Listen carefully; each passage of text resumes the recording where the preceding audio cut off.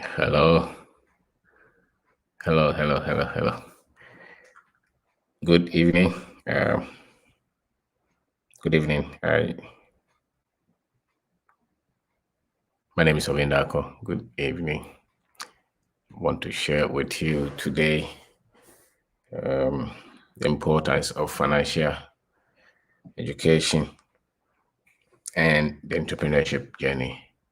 The importance of financial education and your entrepreneurship journey, or you as an entrepreneur. How financial education will help if you decide to try to build a business. Your financial education will be critical, because if it's not good, the journey will be very difficult.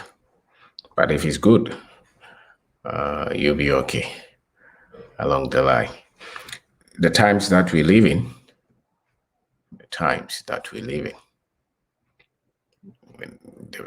what they call the virus and its impact in all countries around the world, in all economies, no matter the size. So it is important that we really don't know what is going to happen in the next 10 years, the next 20 years, in most countries in the world. And those of us in Africa,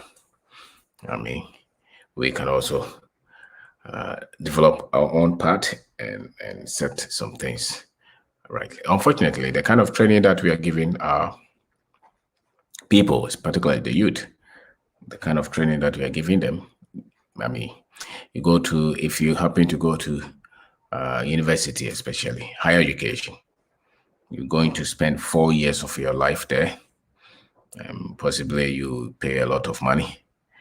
And when you complete school, these two skills, good financial education, you're not likely to get it. And then, entrepreneurship skills, you're not likely to get it. So if you are going to go through a phase now where most companies probably may not be able to absorb so many, and if you're not able to develop a lot of industries, then we would have to have a generation who will be able to do something, at least with whatever ideas that they have. They should be able to do something with what they have, wherever that they are. And those of us in Africa should not have a generation who complete school and they feel like they can't do anything, and therefore they must find a place to go. These are the things that will help all of us, especially our youth, to be able to see opportunities. Because if there is anything that will help you to see any opportunity, it's the level of your financial education and the level of how you understand entrepreneurship, building business, being able to pick an idea and being able to turn that idea into a business. And these things are not really, that much taught in school. And so you as a youth, as a young person, as a young man or woman, these are the things that you would have to at least spend your time on and learn, because the times will require that. The times will require that. The politicians or the politics cannot absorb all of us. Even government employment cannot employ all of us. Let's face it. Other industries, cannot absorb all of us. So we must have this kind of skill. And if you have a son, if you have a daughter, you should encourage them to learn this, because it's going to be very much needed. And if let's assume that maybe everything will be perfect, everything will be all right, and even that, if you want to create any form of wealth, any form of prosperity, if you want to be the ones who are in charge of our economy, we would have to give our youth these skills. Even if they happen to become the president, If their financial knowledge is weak, they will make very dangerous decisions when they are leading. And if they don't understand how to equip the young men to build their dreams, that will be another challenge. And so my name is Kwabena. I'm talking about these two things, financial education. I remember, when you go to school, nobody teaches you a lot of these things. So, and if you come from a background where, your parents don't know much, you could become a professor, you become a professional, you become a top corporate leader, and you probably will still struggle with these things, even in your personal lives, because we know people who have been paid who are paid huge salaries. The salaries only change their lifestyle, but they are not able to build wealth with the salary. No matter the amount that they are paid, they are not able to build wealth with this kind of salary. And if it so happens that they lose the job, the family struggles and they struggle. Why? It's because of the kind of decisions and choices that they make with money. And the same with business. If your decisions and your choices on money are weak, you will struggle as an entrepreneur until you start to make right decisions with money.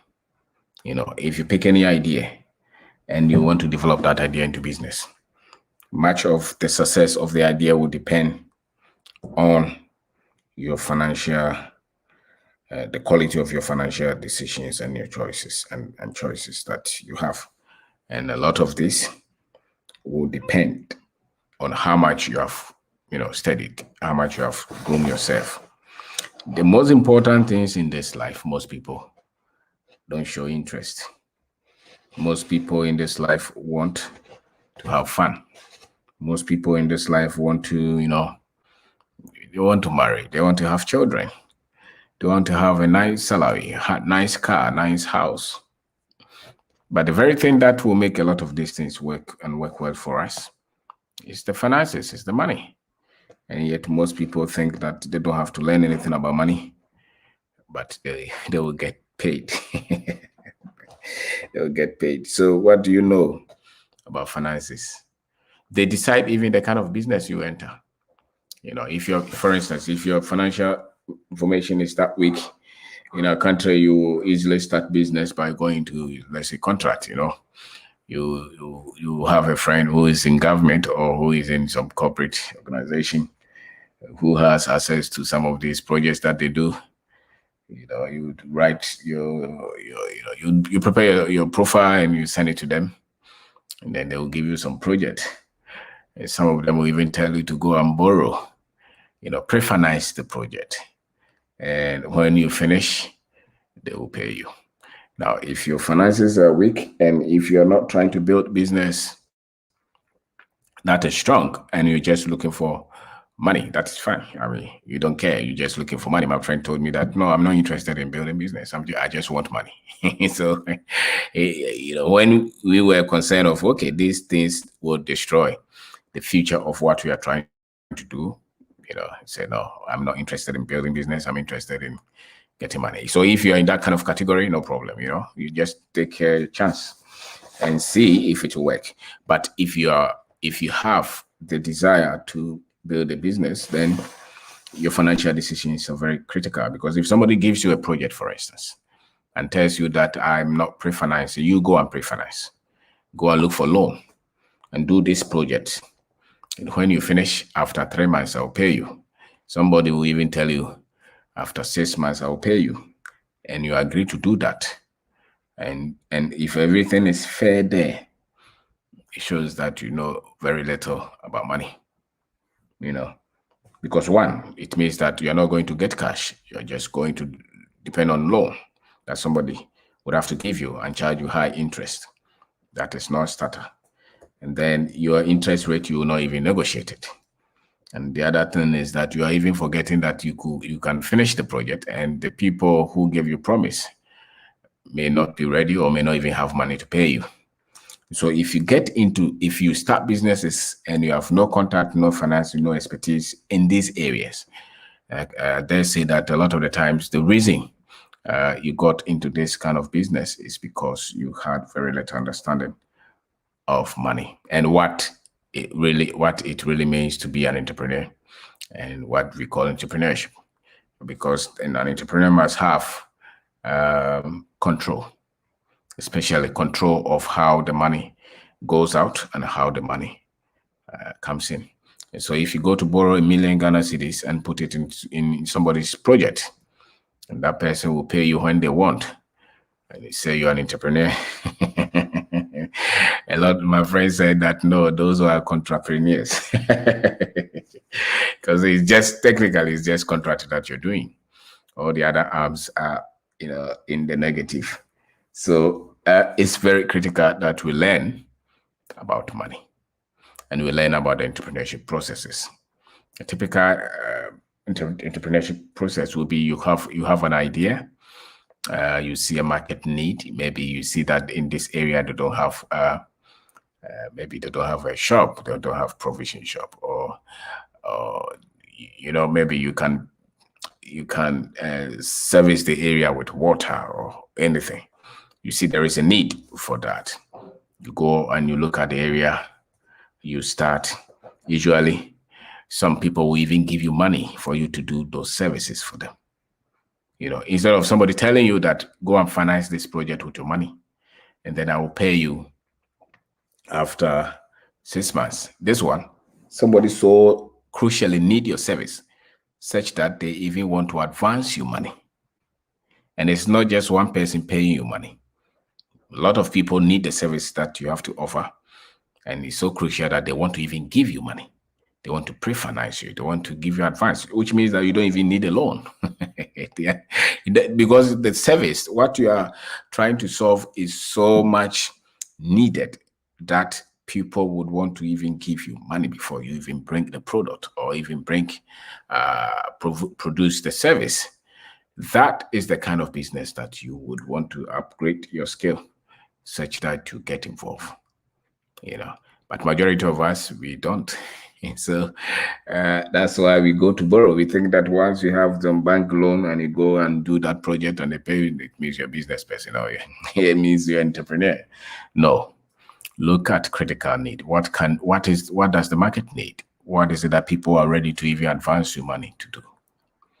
If you enter into such businesses and you're prudent with the other things that are involved in businesses, in certain businesses, it's so likely that your journey will be a bit more easier, and not as tough as the other one who is looking for bank loan to go and pre-finance a project and wait for 6 months for them to pay you.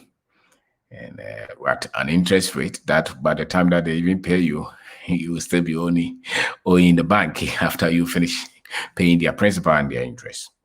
And if you are on that line, and they say that it means your financial understanding is a bit low.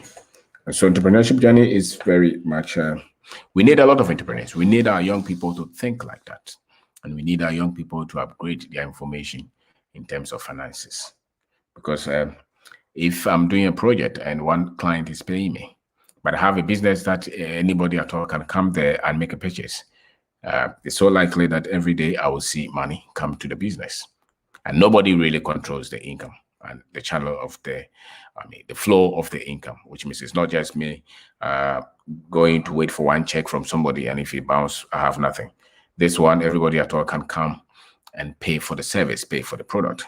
If you're able to design a business like that, you are so likely to succeed. And you cannot design a business like that if your financial knowledge is weak. So a lot of our struggles at the initial stages in business is because we focus so much on things that just prove that we are very ignorant about money. We are so much because we are coming from background where maybe nobody even started business, nobody really sat you down to teach you about what it means to manage money and make right decisions with money. So you just happen to jump into that. And maybe 2 years, 3 years, 4 years, we're locked in a business that nothing was moving. You were hot a lot of the times because you just wanted to do something and you just wanted to have money. So you would take anybody who will give you promise on anything. A lot of the times as you grow and as you improve your knowledge, especially financial knowledge, you will see what not to get involved in and what to get involved in. And most often than not, if you get into troubles with your finances as an entrepreneur, it's likely that you overlook these very basic principles. You overlook these basic principles. And anybody who pays a lot of attention to businesses that are staged this way, it's so likely that those will have a good business. It's as simple as that. And so it's so much important that we all learn about money and we all upgrade it. It's critical. If we don't, we will struggle with our business. We will struggle with our business, and they will say that it's very, very tough in doing business here. And then you even try to become a criminal, because when the decisions are not right with the money, what it means is that maybe the business now you don't have any other source of income. You're living. So, hi, ITWT Enterprise. Yes, hi, greetings. So now you said that you are starting business. Maybe you don't even have any other source of income, and then you are so much ambitious but ignorant in terms of finances. Therefore, you push a lot of money into this project, and then 5 months down the line, you have nothing. You can't even buy MTN credit or buy Wache or even go to the Choba. You can't even take Trotro because you made a lot of decisions out of your ignorance on money. And so one of the key elements that will make our journey a little bit more, maybe comfortable, will be our understanding of money. So when you see anybody who has been able to build business from nothing to a certain level without a lot of, in honesty, we all know that the person has the business, we can see it. Not the one that, it's not the one that my father is, not those. This one is you are building, you pick an idea. There are so many things. Maybe you have an online shop. Maybe you have developed an application. Maybe you have a provision shop. Maybe you have a restaurant. Maybe you have an IT firm. Maybe you have a transport company, construction company. Whatever business that you have, you are going to develop that business or model that business on the kind of understanding you have on money. Because much of the decisions that you are taking, the bottom line is that you're taking them on the money side. Why? Because the business will collapse when the money is wrong. A lot of businesses will collapse merely because the money is not coming. Most of us, we crash the company. We crash the business. We stop the project because there was no money coming. We started the business. Some people have money. They said, oh, I want to start a taxi business. Okay. I am saying that the level of the information that you have, your financial skills that you have, which is built out of the quality of financial information that you have, will decide the kind of business that you will start. So if you want to go and buy, you have one taxi, maybe it's 30,000.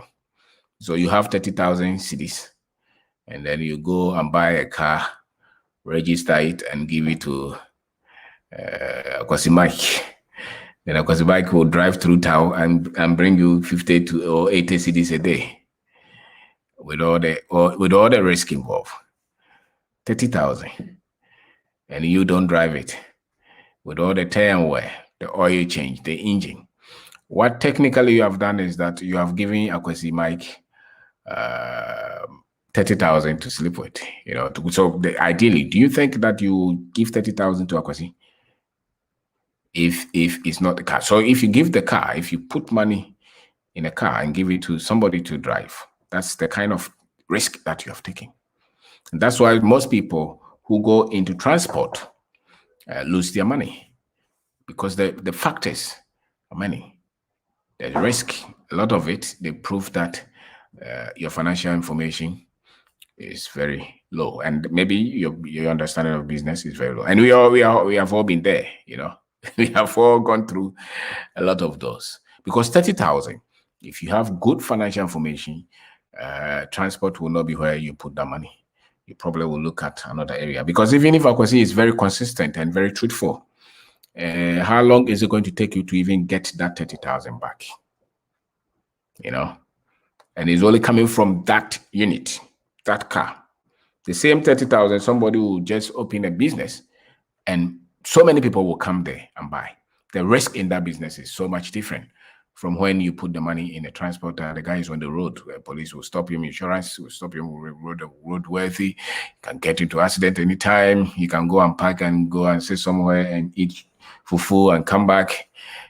So you have to know that all the business engagements that you have ever had, they were just they just reflected the kind of understanding that you had on money. So if you got into any business and it didn't work out and you ended up with a lot of debt, it shows that your financial understanding was that weak. So which means that you have to know what are the decisions that I can make, because the people who are succeeding in business, not every one of them is dishonest. A lot of them are very good, and they look at factors that will make businesses work. There are several factors that will make businesses work and work well, And so if you have not studied these kind of factors, there are businesses that they just spend some few time to produce a service and they don't do anything again, and the service will keep on bringing money. There are businesses like that, and those who get into such businesses have money. And there are businesses that you will sweat for 10 years and you still don't see anything. And of course, some businesses that the government must do, because if you are as an individual, the moment you get into such businesses, you never win. You never win. So a lot of it is your financial information. So the money, the loan that you went to take, how much was the interest? It shows the level of information you have on finances. If they told you that, oh, we give you 1,000 Ghana cedis every week or every day, pay this. And by the time that you have paid it for 6 months, maybe you would have paid 2,000, and you didn't think of it. You took it daily, and then in 6 months you have paid 2,000. That's double. It means that your business is and if you agree to that, it means that you're going to work for them for that much time. And so and most businesses succeed because a lot of factors work well. And many of our businesses don't succeed because we are still very much ignorant. So I mean, you have completed school or you're at home now, maybe you lost your job and you are thinking of starting a business. What are the skill sets that you have? Which industries do you know? What are the demands in that industry? Or maybe you have started something and it's working, but you and I know that most people around you will not encourage you when you start business. So you have to just be rest assured that if you start business, a lot of your friends will say, oh, I mean, why do you need this? You're going to fail. That one, be rest assured so that you don't get confused. Maybe your mother will tell you, maybe you just completed a national service, or you completed national service after 4 years, nobody has given you any job, and you are thinking of maybe starting mobile money business or something like that. And your mother will tell you, so we sent you to school after all these years to come and sell mobile money.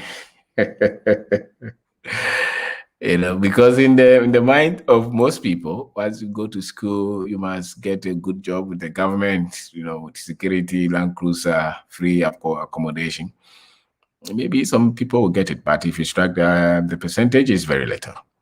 So the probability that you will not be the one with that kind of position and those things around it will be very, very much high, which means you've got to understand the journey that you're taking. I am listening from USA, Mr. I love what you do. Thank you, Mr. Entry. Thank you very much. Thank you. And so you once you start, especially if you have some level of education, be rest assured that your friends and your family people will not be proud of you. Don't worry about that one, because sometimes you can be at home for 4 years, 5 years, and nobody has given you anything to work with. And sometimes too, you may even go and look for, government work teacher somewhere, and they throw you at some village. You really are not a teacher. You don't want to go to that village to teach, but you think that that's the only way to have some revenue. I would say that you can give you can give it a try. Business, and wherever you are, there is a need. People need services. People need products. People need something. People are ready to pay for something. Always look around. You will see. You will see. What will make your business work is the level of demand of the things that you offer in the community that you are.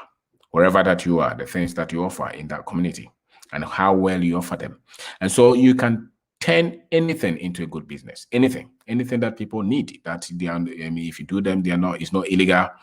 You can turn that into business, and every one of them can be polished and can be modeled and can be structured well to become a good business that you'll be proud of. It really does not matter the product, because somebody can pick Hausa cocoa and build a good business around it because people will like the way he offers the service. Somebody will just be a maize. You go to the farm, pick the farmer's maize and repackage them and get people in the cities and sell it to them. If you know, so the main skill is, how do I model this business such that it becomes a great business? And part of it is the finances, how you handle your finances.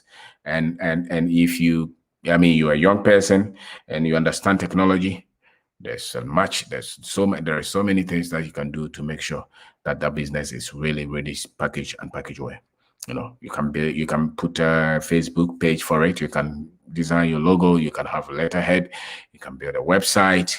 You can create a WhatsApp group, Telegram group. It's the professionalism that you add. So there is no business that you can say that this one is not. It depends on who is modeling the business. People sell water. Some people sell water on the street. Kia is carrying water on the street. Some other companies bottle water. They have plant that they process water and bottle them and sell them. It's the same water, but it's whole different structures that people use. The difference is what the skill set of the people who put the business together. And that's what entrepreneurship is about. Entrepreneurship is about business skill set, and you must know all the skill sets that you need to develop as an entrepreneur. One of it is the financial skill set that you need. Your ability to handle the finances, so critical. The product skill set is also very critical. What kind of product? Your ability to even sell the product that you have is another skill set. Are you able to convince people? Your people skill set, that is also critical. The people skills that you have. When you see people, are you able to approach them, smile, make people comfortable, convince them to buy from you? Or when you see people, you don't want to talk to people at all, you don't trust people, you don't look into people's eyes, you don't have anything, you don't like people. If you're like that, it will be very difficult for you to build a business that you have to take product and communicate with people. So all these are skill sets that you need. So you need the product skill set, you need the ability to convince people to buy that product, you need the ability to handle the finances well, you need the ability to convince people. And another skill, it will be your ability to even convince yourself every day. Because once you start, the number one person that you really need to convince will be yourself. The number one person that you need to convince will be yourself. So if you can convince yourself every day to say that this journey that I'm on, if nobody believes in it, I believe in it. And it's going to take a lot of time to keep on believing in this idea until it works. And that's where most people fail. Most people have been groomed not to make any mistake at all. And they cannot take decision if everybody does not agree with them. These are things that you must work on if you want to build any business. There are some decisions that you will take that will come and even destroy you. Will fight you. Those decisions will fight you. You should also be bold to say that, yes, I made that decision and that decision was not right and it came to destroy, but I'm still going. Your ability to express courage and to take risk is part of the skill set that you need as an entrepreneur. All right. So you having been trained to just be a good student with A class or all those classes that they give us, and then you come out, you're a medical doctor, you're an engineer, you're a civil engineer, and nobody's giving you any job. There are other things that you are going to learn for the next maybe 2, 3, 4 years before you'll be able to build. That's why you can see a civil engineer.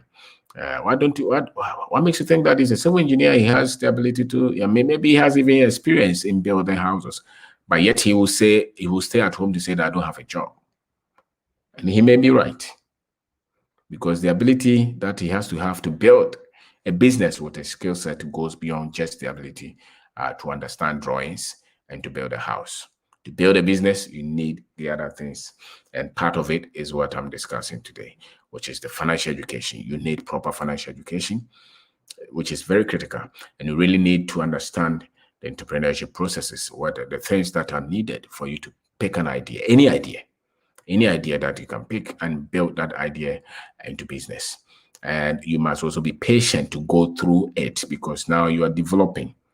You need about 10 different skills for you to pick an idea and put it into a business that you can be proud of. 10, maybe, or even more.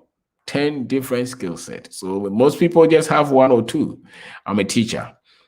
The fact that you're a teacher does not mean you can build a school and run school and employ other teachers to work in the school, employ cleaners, employ security people, employ accountants, employ everybody that works in the school space. You know, the fact that you are, what is it? Maybe you're a doctor does not mean you can build a hospital. The skill set to be a doctor and operate and give people prescription, drugs, and maybe do surgery is entirely different from being able to build a hospital. To build a hospital, the doctor is one. The skill set as a doctor maybe, but we even have a lot of people who own hospitals who are not medical professionals. They just know the ability to pick talent and put them together and build business. So the skill set that you need to pick an idea and put it into business, unfortunately, they don't teach us anyway. And so once you're out of school or once you don't have a job and you want to do something, be patient, because it's going to take a lot of time for you to learn these things. And then most often than not, and that's why when we hit the market, once we start something and we start to fail, the failures that we get, or the failures that come, they only show that we are deficient in 1 or 2 or 3 or 5 or 8 of the skill sets. So if you don't know that there are skill sets that you need, you're going to find them anyway. And depending on the area of your business and the kind of maybe even time, the duration. Because if let's say you are into agro processing, there are skill sets there. Maybe you want to pick maize and mill it and package it and sell it to poultry farmers. If you look at that chain, there'll be a lot of things that you have to have. Because if I'm building a milling plant, which means that I have to know, where do I source the maize? I have to be able to source money to buy the the milling machine, and be able to get engineers to come and fix it, build a platform, build a whole maybe semi or little factory, and when I'm done, I have to also know how am I going to package this thing, and I have to have somebody. I have to go and look for the people who will need the thing that I have milled. And how do I get the money to do all these things? Now, I will also have people to work with me. Can I manage them? My ability even to see who to employ, who not to employ. Those who will come and not be so much good. Those who will come with problems, with stealing, with lies, with challenges. Those who will come and cause a lot of problems. How do you manage all those? This is what business is about. This is what entrepreneurship is about. So it's not just one thing, but I'm saying that if you understand a lot of the finances and you have the character and the courage to make the decisions, because sometimes you can even know the right decision to make, but the courage to make it. That's why accountants, financial professionals, they know a lot of things about money, but the courage to make those decisions, to take those risks, they don't have it. And if they don't have it, then they can have it. So my name is Kwabena. Subscribe to this channel. Tell your friends, especially young people in Africa, about this, because they are the ones who really have to have a lot of information about creating opportunities for ourselves. If you take your class that you are with now, the classmates that you had, A lot of them, most of them will be looking for government work or multinational work. Very few of them will be able to put businesses together because the kind of training that you have given us, when you finish, you have to go and look for a job anyway. Yes. Okay. I've learned a lot from you in my business, and I'm trying them. Thank you. Thank you very much. It's a joy to know that we are all learning. And anytime that I share what I know, I also get understanding. And I also go to my businesses and apply them. If you listen to people, we will not have started businesses. We will not, because that is not a norm for you, because yes, my grandparents had some kind of business. My father didn't have any business. My mother had some kind of business, and she worked as well for the government. So you complete school, you want to build business. It's a big transition, and there are so many things that we should have known that we were going to learn. And unfortunately, much of the information that we have, the people who have done them, a lot of them are very much not so much open to share the information, especially those of us who say that we have gone to some kind of school, because most people who have gone to the so-called school, when they want to start business, they want to start it big. And that's why they don't start any business. They want to start business, they want to start it so big. And we don't start business big if you are not big. You start business wherever that you are. And somebody will say that, oh, you need money to start business. I am not sure that if you need money to start business, you need great ideas to start business. And then your willingness to go through all the not so nice phase of business. Not so nice. So now you say that you're a graduate. Put the graduate somewhere and go and take that buffalo and go and sell it. Because out of it will come the wisdom to build that business. You're waiting for your uncle to send you money somewhere. It's so likely that that money will not come. And a lot of the times, it's not so much even the money. It's so much the skill set. The skill set that I just talked about, the skill set, the product skill set, your ability to convince people, your ability to even keep talking to yourself to face the challenges that come daily. And when all your friends think that you are crazy and all this, why are you wasting your time? When you become an entrepreneur or when you want to build business, there's a lot of lonely positions, where you go through things that you can't explain to anybody, except you can only explain it to maybe to God or to yourself. There are so many of us that go through those stages, and it's very, very much lonely. So your ability to keep talking to yourself and believing in yourself that this thing I'm doing, I'm going to do it, and committing to it. Thank you for your support all the time. I love what you do with us. So Tilly to the top. Thank you very much. Thank you. We appreciate that. And Eugene, thank you very much as well. So there are a lot, because these are the things that we have to know. If you're able to train and give a lot of create a lot of awareness for our young people, then any industry that you want to enter, you will train, and possibly we will get a lot of our people to get into industries and play it big. But without the right skill set, you can play it big anywhere. Of course, every stage and what comes up. But at least if you start and you understand, you should be able to get to a stage where you understand what it takes to build a business. We started small, even though we had the money to do it big, but starting small makes you learn a lot and grow fast when you decide to go big. Yes, absolutely. Absolutely. Even those who have money, as he says, he's saying, still have to go through it small, because if you just go and put the money in the thing big and you don't have the skill set, you don't have the understanding of the industry, you can't manage the streams, the processes, you can't manage the people, you don't know even how to price your product, what the market wants, the culture, you will lose everything.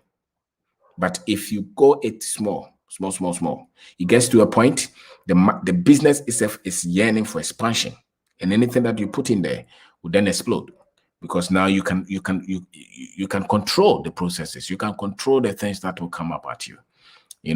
So it's so much important. So please, Yes. Thank you. It's so much important that we learn this. This is what I believe.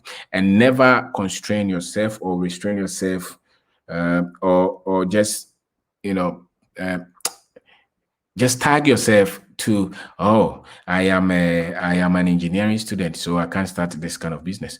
Never say that. The education that you had, it just was able to give you the ability to write, to understand, and maybe to do some level of mathematics.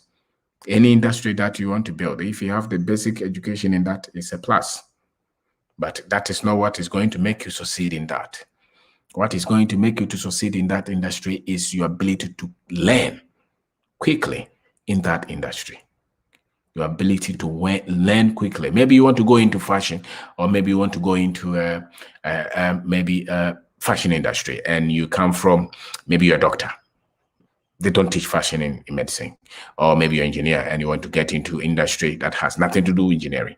When you go there, you can easily, or you can quickly learn a lot, read a lot about that industry, because there are other components of business that will not necessarily change, because how you handle your finances, how you manage the people, those things may not necessarily change. The selling processes may not necessarily change, So those things, you can always move them to any industry, so to say. So learn, train yourself, train yourself. My brother, you're amazing. Thank you, Robert Thomas. Thank you very much. So push, because we need a lot of our people to look at industry. I sometimes I watch TV and I see the people that we are hailing and putting them on. We are hailing journalists, we are hailing politicians, we are hailing, church owners and chiefs and government people, government office holders. Listen, our industries, the gold, the diamond, the cocoa, the oil, who are those managing them?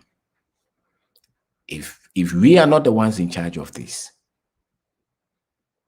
as a matter of fact, where are the areas that Africa needs help? Let's face it, Africa needs help in what? In creating of employment, in being able to produce the very things that we use in our countries.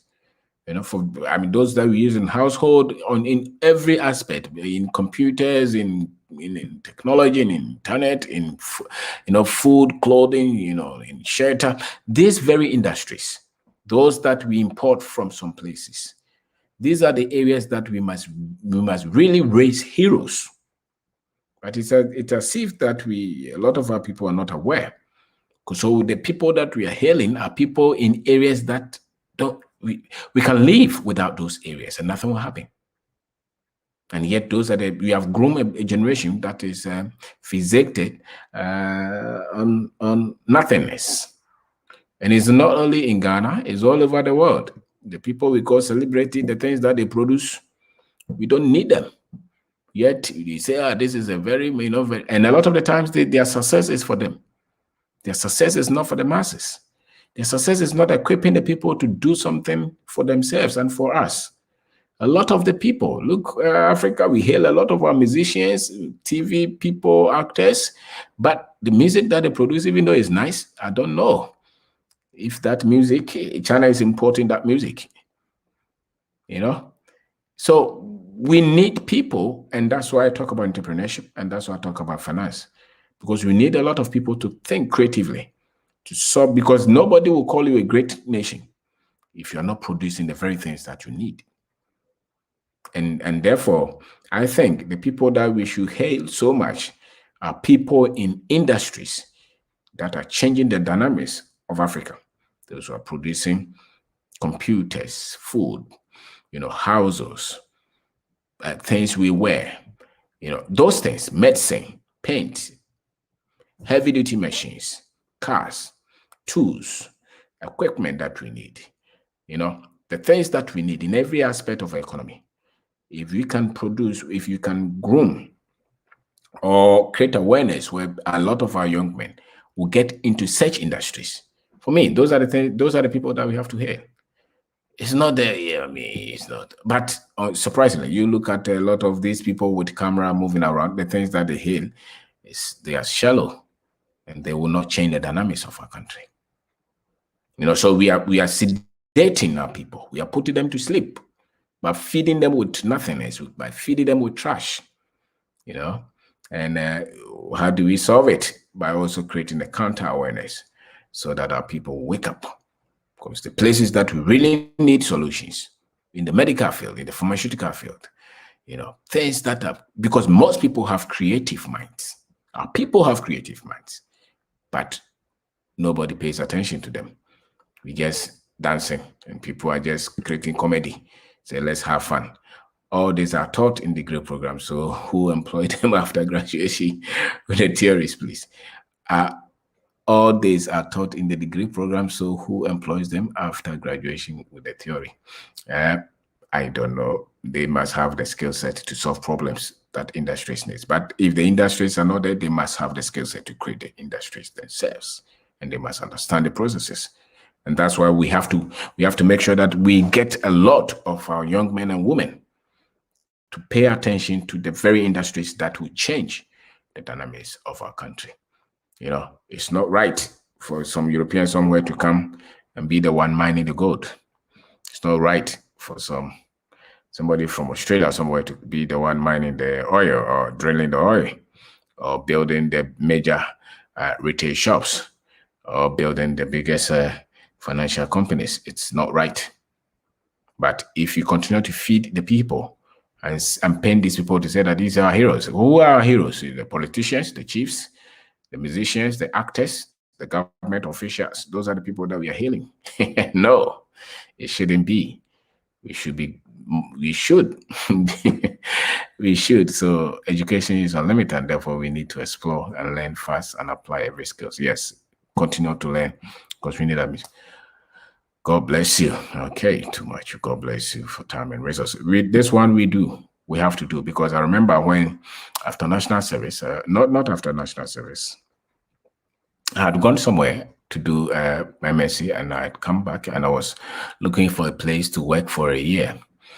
And I actually had started some business and I stopped because of the same pressure from friends and family. I was doing the business, and they said that go and do a second degree. I don't know I don't know why I succumbed to that anyway, but it's one of those pressures that they give. They will tell you to go and do second degree, third degree, and you don't want to be a consultant, you don't want to be a lecturer, but they will tell you go and do masters, go and do PhD, and you have all these things and you don't know what to do with them. China only imports our raw materials, add value to them, and return them. Yes, because we are the people that we are hearing. What is it? The people that we are celebrating, the people that we call celebrities, the things that they produce, we don't need them. The music, the movies that they produce, just for them to get money. It's like the YouTube people or the Instagram people who are just doing things for likes and for subscribers. No value. Media is that a powerful tool that if you create awareness, most people wake up.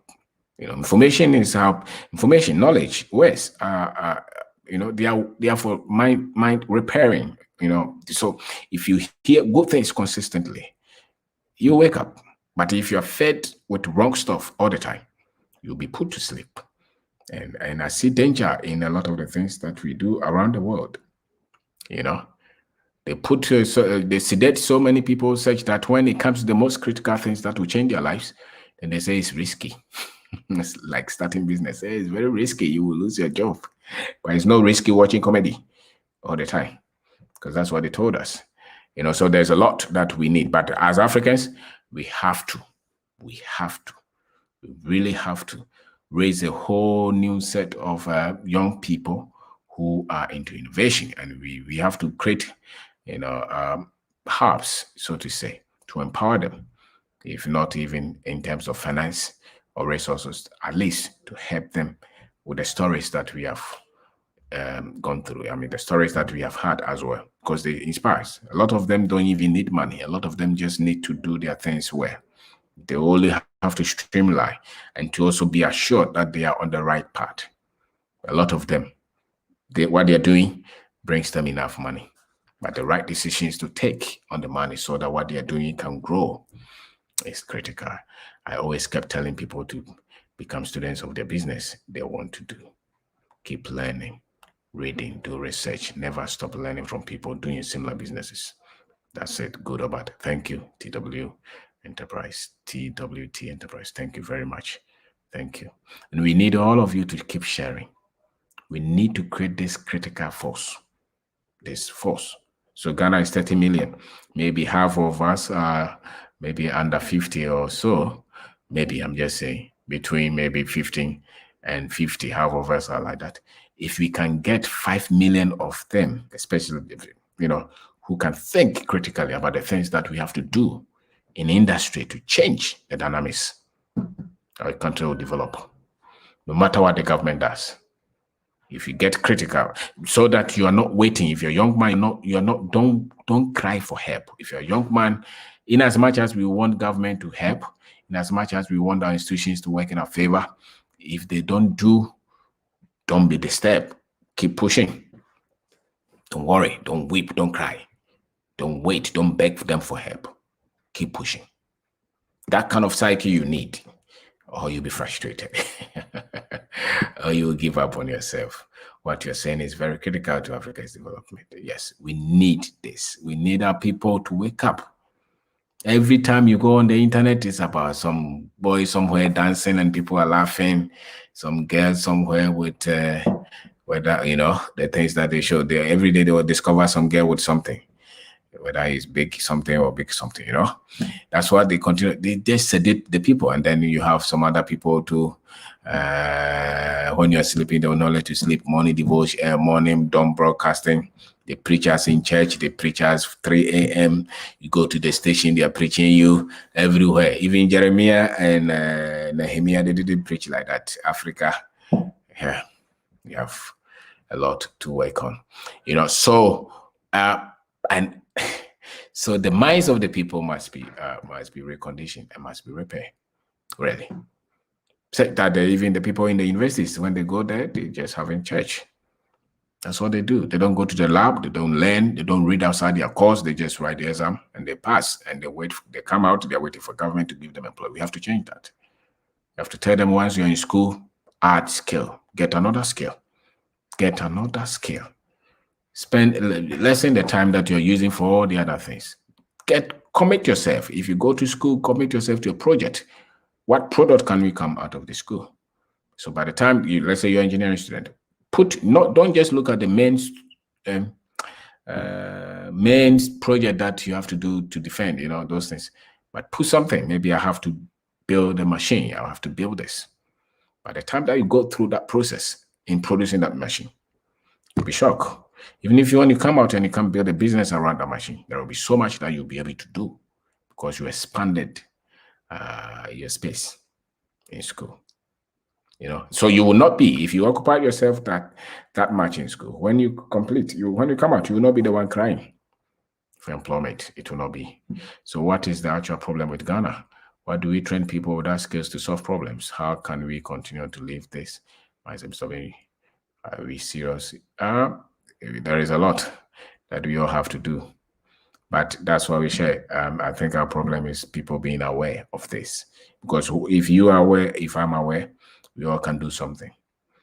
We all can do something. And much of it is information. It's knowledge. Don't count so much on the knowledge they are giving you in that school. Use it for the exam. Count so much on the skill set that you can develop. Your ability to read and understand what you're reading. And come out and critique it, and question a lot of things. Your ability to question the status quo, the things that they teach you, and ask them, why is this not working? Why is this working? Those things. If you don't have those things, you are not educated. Question them. And if they sack you from the class, no problem. New set of young people we need. Yes, those not everybody, every young man that you see is carrying a camera and trying to shoot a movie. Maybe it's a good start, but don't take your mind off the main things that will change the dynamics of our country, which is the people who can develop the skill set to turn our many resources into products that can benefit us. Focus on that. What is it that you can turn? Can you turn some wood into building houses for people? What is it can you turn? Can you turn some food and process it, for long shelf life? What can you do? Put something, solve the problems that we have. Maybe you can you can help people to see better, to understand life better. What is it that you can help? The fun and the entertainment and the comedy, they have to come last. It cannot be the dominant. If it's the dominant, we're not going to go that fast as we want. And it's not just the sports, it's not just the entertainment, the religiosity. If it's that dominant, we are not going to go far. Because the hours that people need to use to build and to produce and to solve problems, they are crying to God to come and solve the problems. And it has not worked. It does not work. It has never worked anywhere. It will never work anywhere. God is not the one going to solve your problems for you. You must solve the problems. If you want to develop, if you want to clean the gutter, it's not God's duty to come and clean the gutter. It is us. It is our duty. So if somebody is telling us that, like the way, it's upside down. It's upside down. It's upside down. So we must be the ones. So when you go through town, look at the industries that others are building. Say, this is the kind of industry I want to build, and work on it. Whenever you are on your phone, you are typing, you are researching. Work on them. It doesn't matter whether you have money or not. Target an industry. I want to build this kind of industry. Read about them, study about them, and it doesn't matter how small you start. And the more you're reading, the more you are studying, the more you are trying to do something. You have no idea where in 10 years time you will see.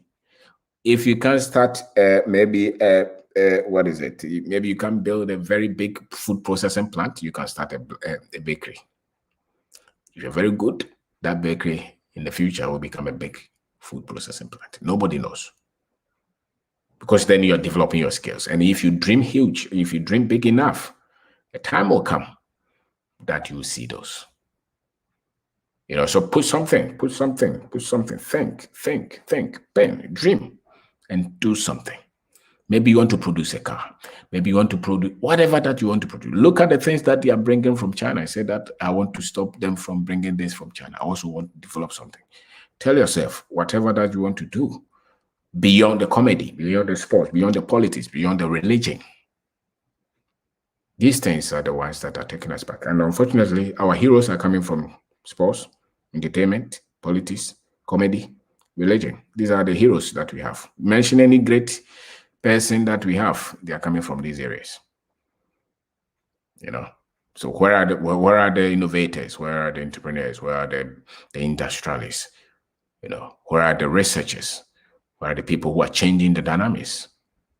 Where are they? Those are the ones that will change our lot, and improve our lot. Because those are the areas that you have problems.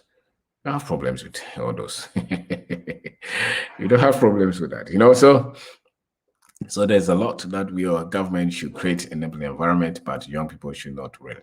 Don't wait for government to create an enabling environment. When I was small, I heard that. I'm no more small boy. I can't wait for them to create an enabling environment. If they do, praise God. But don't wait for them. Do something wherever you are. It will be difficult. It will be easier if you have government who is doing that. But I switched my mind off long ago. I don't wait for government. Never wait for government. With the right skill set, you're saying yes, never wait for government. If government does it, praise the Lord. But if they don't do it, we should be able to help, because you have one life to live. Don't wait for anybody. Don't. I left school after bachelor's degree to follow my dream. I figured out all the money I was paying, I could start a business with it. And that's exactly what I did. Then I turned to self-education. Fantastic. Because that is it. Self-education is what changes the game. Constantly reading books, studying, building your mind, talking to the right people, connecting. YouTube is a great university. As a matter of fact, I think that if I completed SSS and I didn't even get a degree, and I could read 5 books, maybe 3 books or 2 books every month on business and finance and management, leadership, product development, sales, marketing, those things that build business, systems, structures. Every month, if I read 2 books and I could do that for 10 years, those with PhD will not. That's why I dare say that if anybody, even if you didn't, once you can read and write, if you can self-educate, nobody can stop you. Nobody can stop you. But Buhari is a president in Nigeria. I don't know what kind of degree he has. And yet we have a lot of political scientists, PhD holders in governance and things like that, and they are not the president. So it's self-education. It's setting dream for yourself and pushing yourself to get them. And so TWT, thank you very much. Thank you. Thank you. And these are the things that we need to tell our people, that we need people across board. We have to be the one setting all this industry. Why is it that the Ghanaian company is not competing with MTN? Why is it that we are not competing with Melcom or ShopRite? Why is it that we are not the ones building huge industries? Yes, of course, some Ghanaians are doing well, but we need them in big numbers. We need our people to step into business, to step into where wealth is being created, build the biggest of the cocoa farms, go into the oil field, fight back, because if we are not the ones there, how are we going to industrialize? How are we going to create the prosperity for ourselves? How are we going to do that? We need that. We really need that. And maybe we should. So whereas other people are looking for raw materials in Africa, we sit in Africa and waste natural resources. We cannot even trade among ourselves. Yes, Eugene, maybe, but I shifted from that position. Let's push the people. Tell your friends, open your eyes. If you have 100 friends and you talk to them, maybe 1 or 2 will listen. And hopefully that 1 or 2, or those 1 or 2 will end up doing something significant, because I think it's just the sleeping, and you're just sleeping. So if you can get a lot of people to think, to see that it can be done. And as a matter of fact, don't wait until you're 40 or 50. Start something. Start something wherever you are. We need more people doing what you're doing, changing the mindset. Yes, sir. So you start as well. Create that. We need a lot of you. Write books, maybe open radio stations, act movies that will change the mind of the people. Put a program on radio. We need to do that. We need that. We really need that. Teach our people work ethics, how to be honest with people, working with people, how to even pay your debt. If you're an entrepreneur, don't run away from the people you owe. No matter what, even if they want to kill you, call them. Apologize for you not being able to pay and give them timelines. Even if it's 1,000 cities and you can even pay 200 or 100, give it to them. Be a person of your word. Tell them that I'm sorry, I disappointed you, but I want to go back anyway, and I want to correct things. And don't do business with the intention to trick people. When people trust you, don't take them for granted. Those who trust you are not stupid. I can tell you that. And if you're somebody who people can trust you, there's so much you can do. No matter the challenges that come on your way, if you're trustworthy, nobody can take you out. And so learn how to, and that's why we all have to do that, So we need more people. As a matter of fact, the other people are talking too much. The comedy people, the entertainment people, anything fun, anything like the way they are doing this petition in court. Everybody's commenting on that. What do I need the petition? 2 political parties are fighting in court. We have voted for them. If they are fighting, what do you have to feed the people every day with this? What are they going to do with this? The people need jobs. The people need better pay. The people need to be in charge of the resources of their country. You're not feeding them with such information.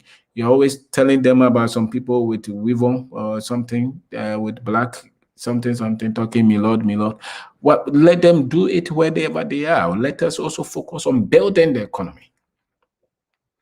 I don't know why they put those things, and everywhere, every radio station or TV station will pick them and blow the people, constantly bombard the people with these things. You saw the elections all over the world. I don't know. That's why people suffer in this world, because the information that they constantly bombard us with are useless. We don't need those information. We don't need them. Our problems, somebody has financial problem. Somebody has health issues. You can't even pay the hospital bills.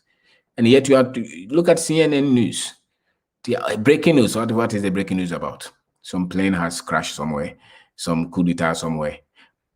Every day, fear. Every day, unnecessary things. Or some celebrity, something has given birth. Why are you telling me this? He has divorced. And what do you know? So the world is programmed such that they feed you with trash, and that's why many people suffer. So many people don't even know that the things that they're being fed with all the time are responsible for the level of life that they live. And then they work all their lives to pay mortgages and buy cars that they can't even pay one time. And yet, if people get the right information and feed on them, they will be able to change their lives and be in charge of their lives for the most part. So for me, I don't know. So Eugene, I think the problem is that we don't know what to do with the resources that we don't know how to make the force. No, I think the technology is available. I think we have great engineers who are Africans all over the world. The problem is the entrepreneurs who will be able to go through these industries and pull the resources and build the businesses. The other part is maybe the government does not also give much support, but we can't wait for our government. So we just have to do, and we know that we are going to suffer if you don't have government support, but it's better than nothing. But in terms of the technology, I think that we have fabulous engineers everywhere in the world who are Africans. We have fabulous engineers who are everywhere Africans. So it's not really a lack of technology. I think it's more of lack of being able to put huge industries together with the resources. But in terms of technology, even if you don't have them, you can go for them. I mean, you can go and employ an Indian guy or some more Chinese guy. They will come. So far as you want to build those industries. Maybe not at the level, but because I know that if you go all over the world, you see Africans and blacks everywhere. I have a mate who works with one of the biggest car manufacturing companies in America, and he's a top engineer there. So we have them. The problem is not technology. The problem is people building focus on this. So heroes don't create them to play. They don't know. You are singing music through waiting for government will make you lose opportunities. Don't wait for government.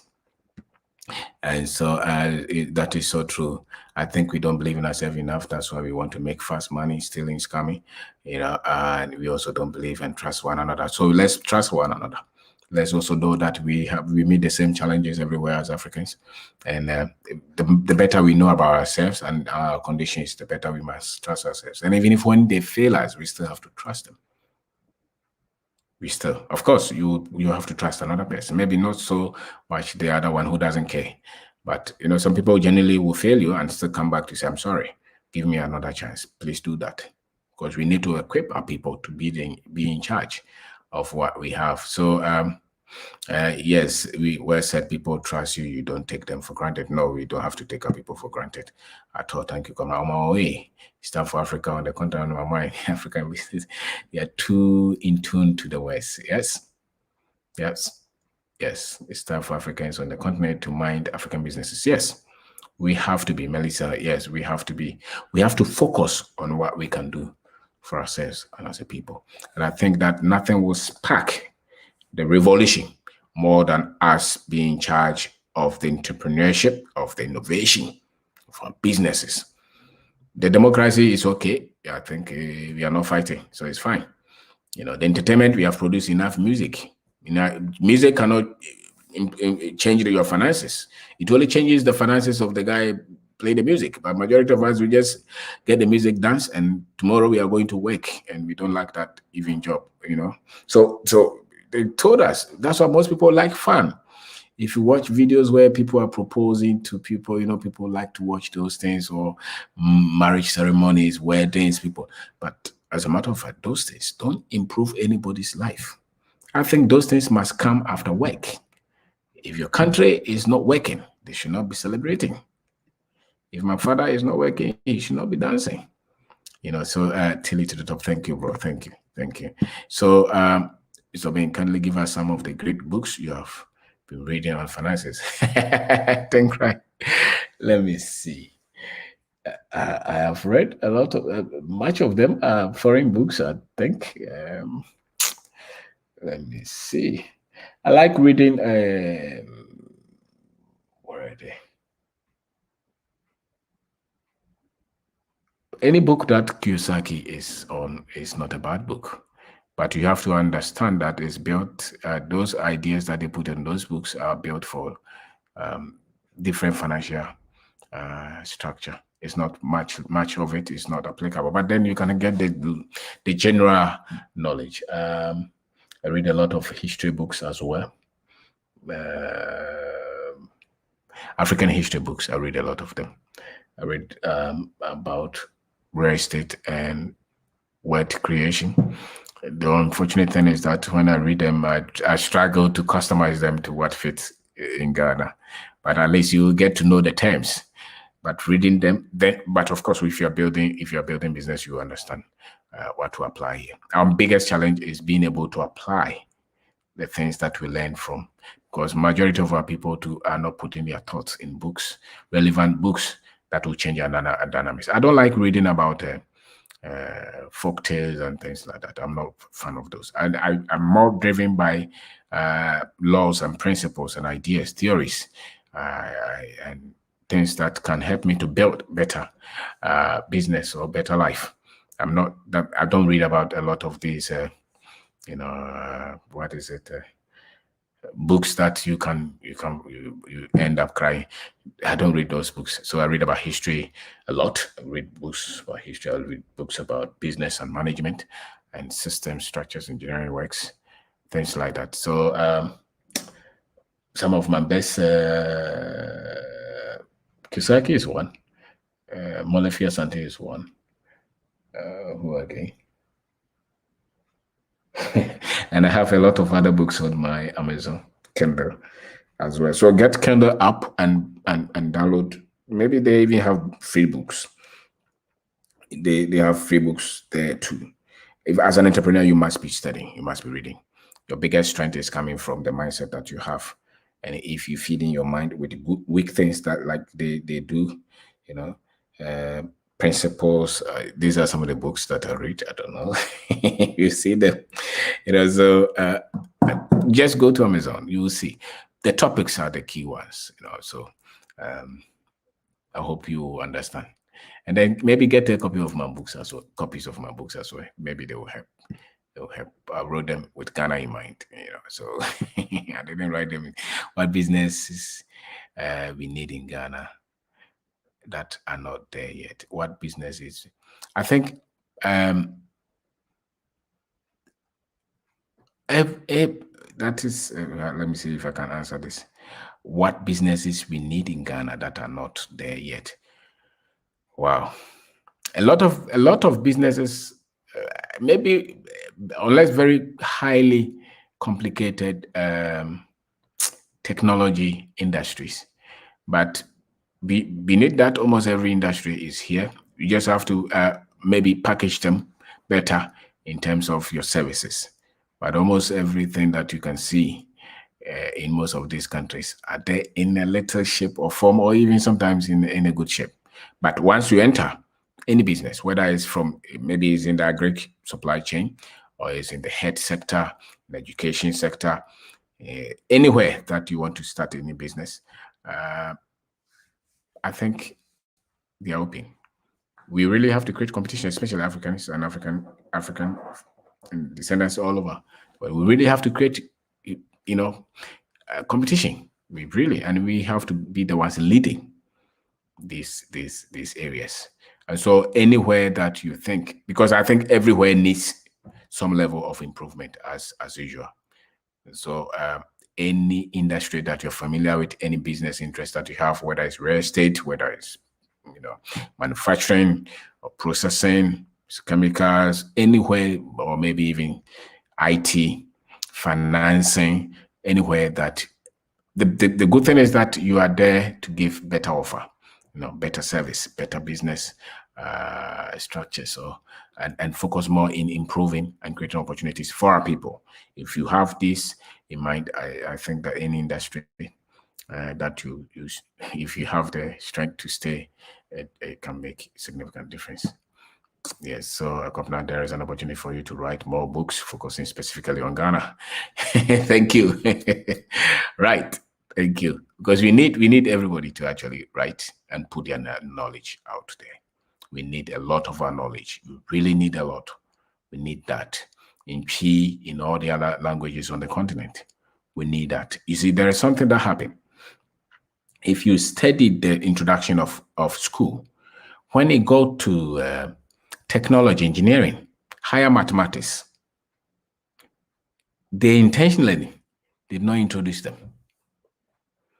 because so they introduced the artisanship, and even that one took them time. So if you study where they started to teach proper engineering, it's just when they say that maybe just it's about maybe 50 years ago or so.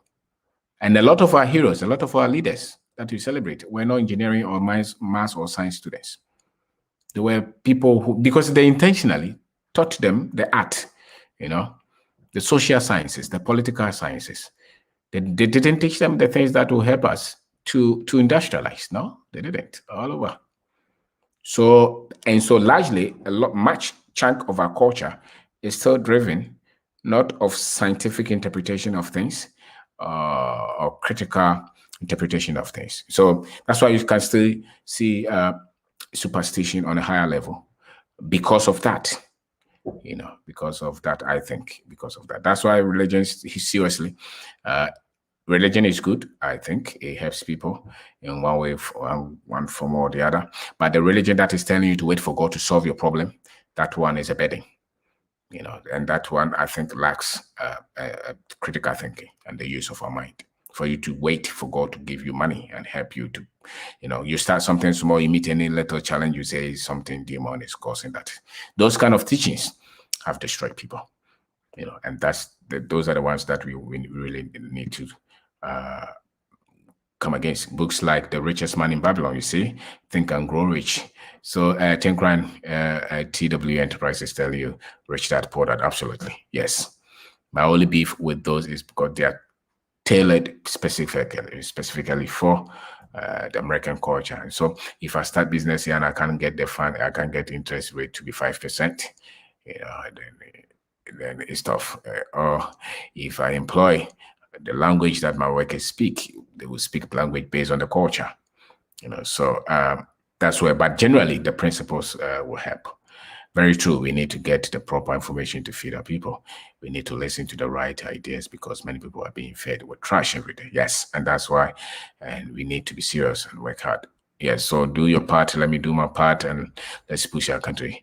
We are doing agriculture and animal husbandry. Wow. Wow. So which part of Ghana are you doing this? That's impressive. That's a key industry there. It's huge. It's huge area, agriculture and animal industry. Animal husbandry. So TW Enterprises, please, where are you doing these businesses? Okay, so do you think why we don't have these businesses because we don't have access to cheap energy like other countries? Yes, in energy, I think it's a bit costly. Yes, but if you can also depend on your industry.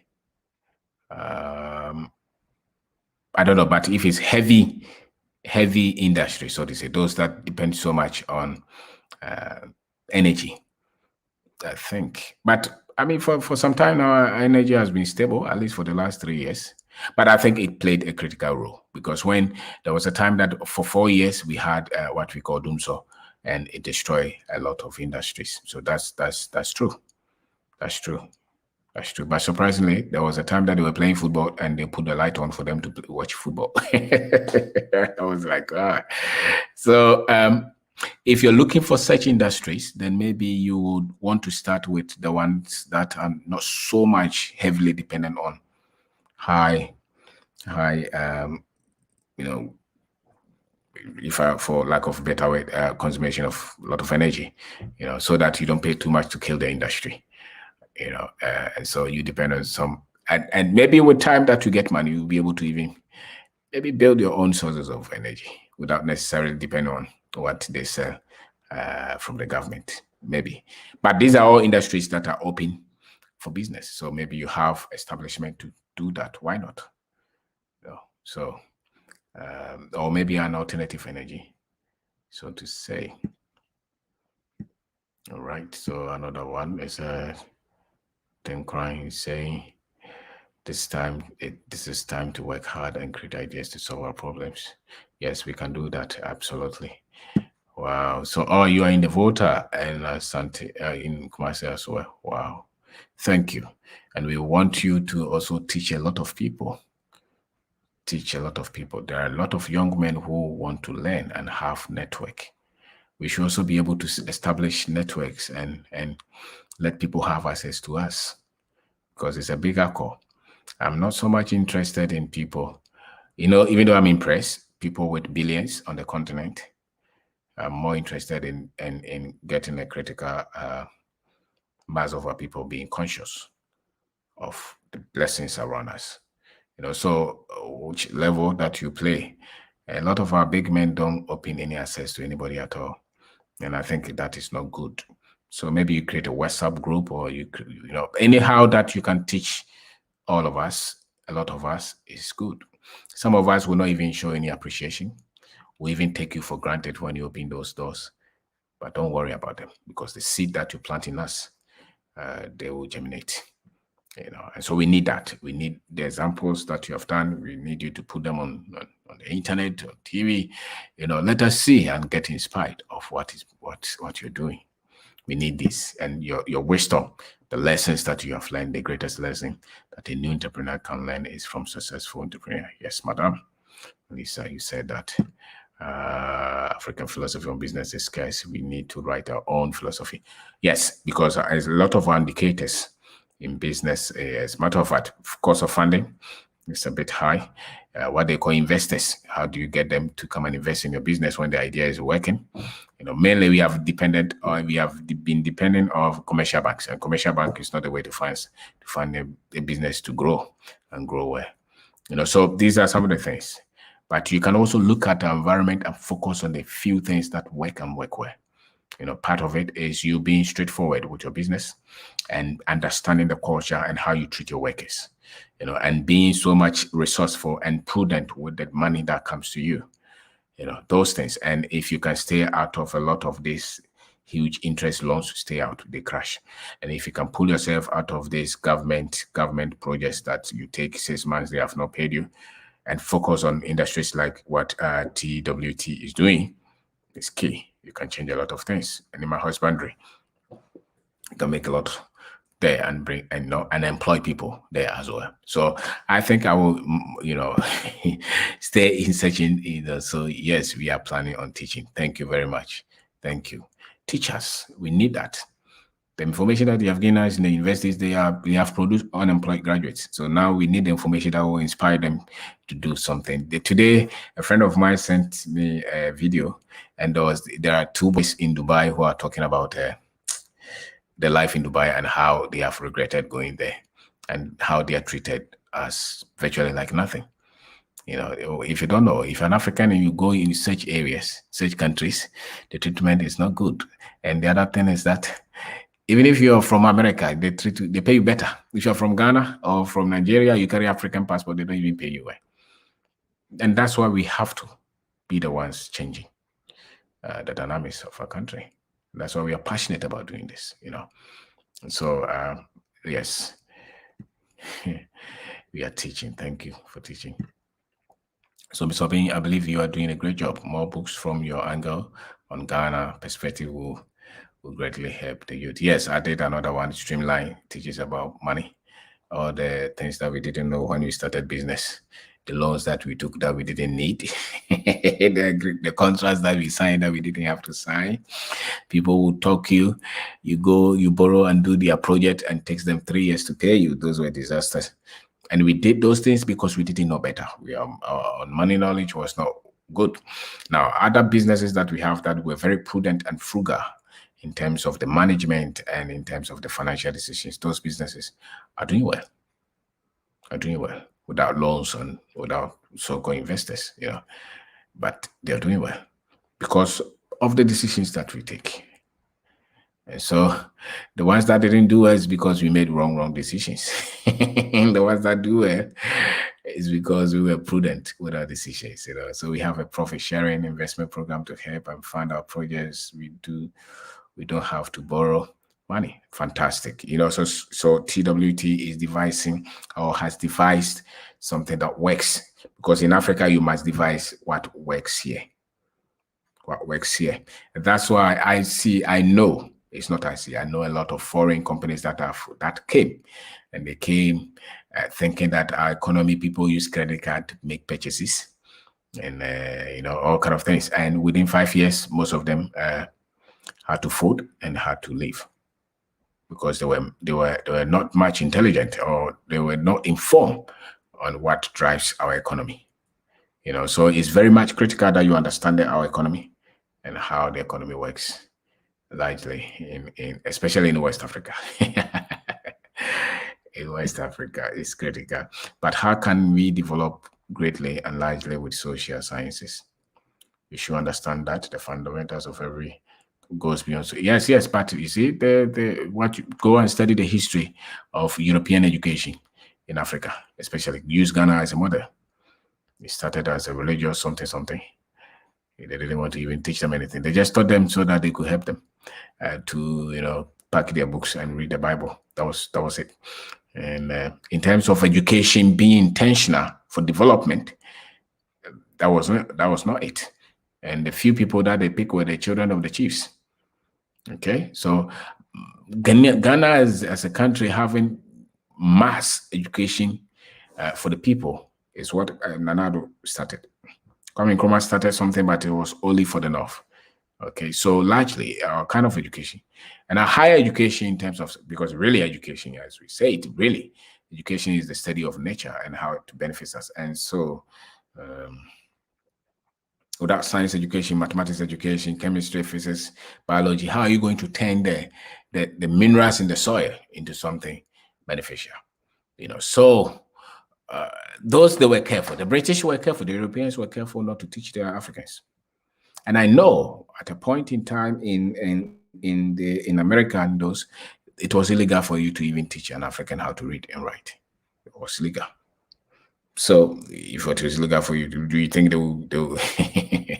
And the thing about it is that they also try to stop our people from using their own science and their own technology. They did. And one of the things that happened to us that was disastrous was that when we started to go to their kind of school, we stopped everything that we knew. And that was dangerous. It should have been part of it. Now we are trying to rediscover, but almost everything I introduced, they just said that ours was useless, was nothing. Therefore, we had to abandon everything and take this. The Ashantis fought this thing for years, up until 1900, that they allowed them to come and teach them something. I think they were right, because if you look at the people we have sent through this kind of education and religion, something, when they look, Ghana is highly religious, highly British educated, but look at the level of corruption. Okay, because those things destroy our very fiber as a people. We become lost when you go through this British education, this European religion that they call Christianity. It's not the Christianity in the Bible. It's a European package. Okay, that's why your pastor is always wearing suit and tie, trying to speak English. But it's not teaching you the core principles of Christ, which is truth, which is love, which is honesty, which is justice, which is compassion. That is Christianity. What they teach us here, it just depends on a white God.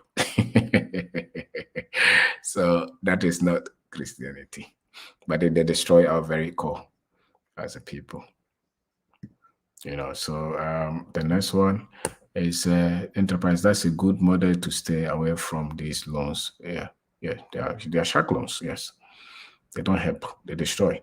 I've seen they destroy. They destroyed us. They destroy a lot of people. You cannot borrow more than 10% and do good job with it, because if you are paying all the other ones, if you're going to pay corporate tax, you're going to pay payee and SNET and all other things, how much are you going to get to service those loans? It's almost impossible. So that loan that they will give you, tomorrow you see that loan has come to destroy you and your dream and your business. because it's designed so that you can pay. And that's why most businesses that default, and obviously, if anybody gives you loan around 30%, 40%, it is designed to fail. It will fail.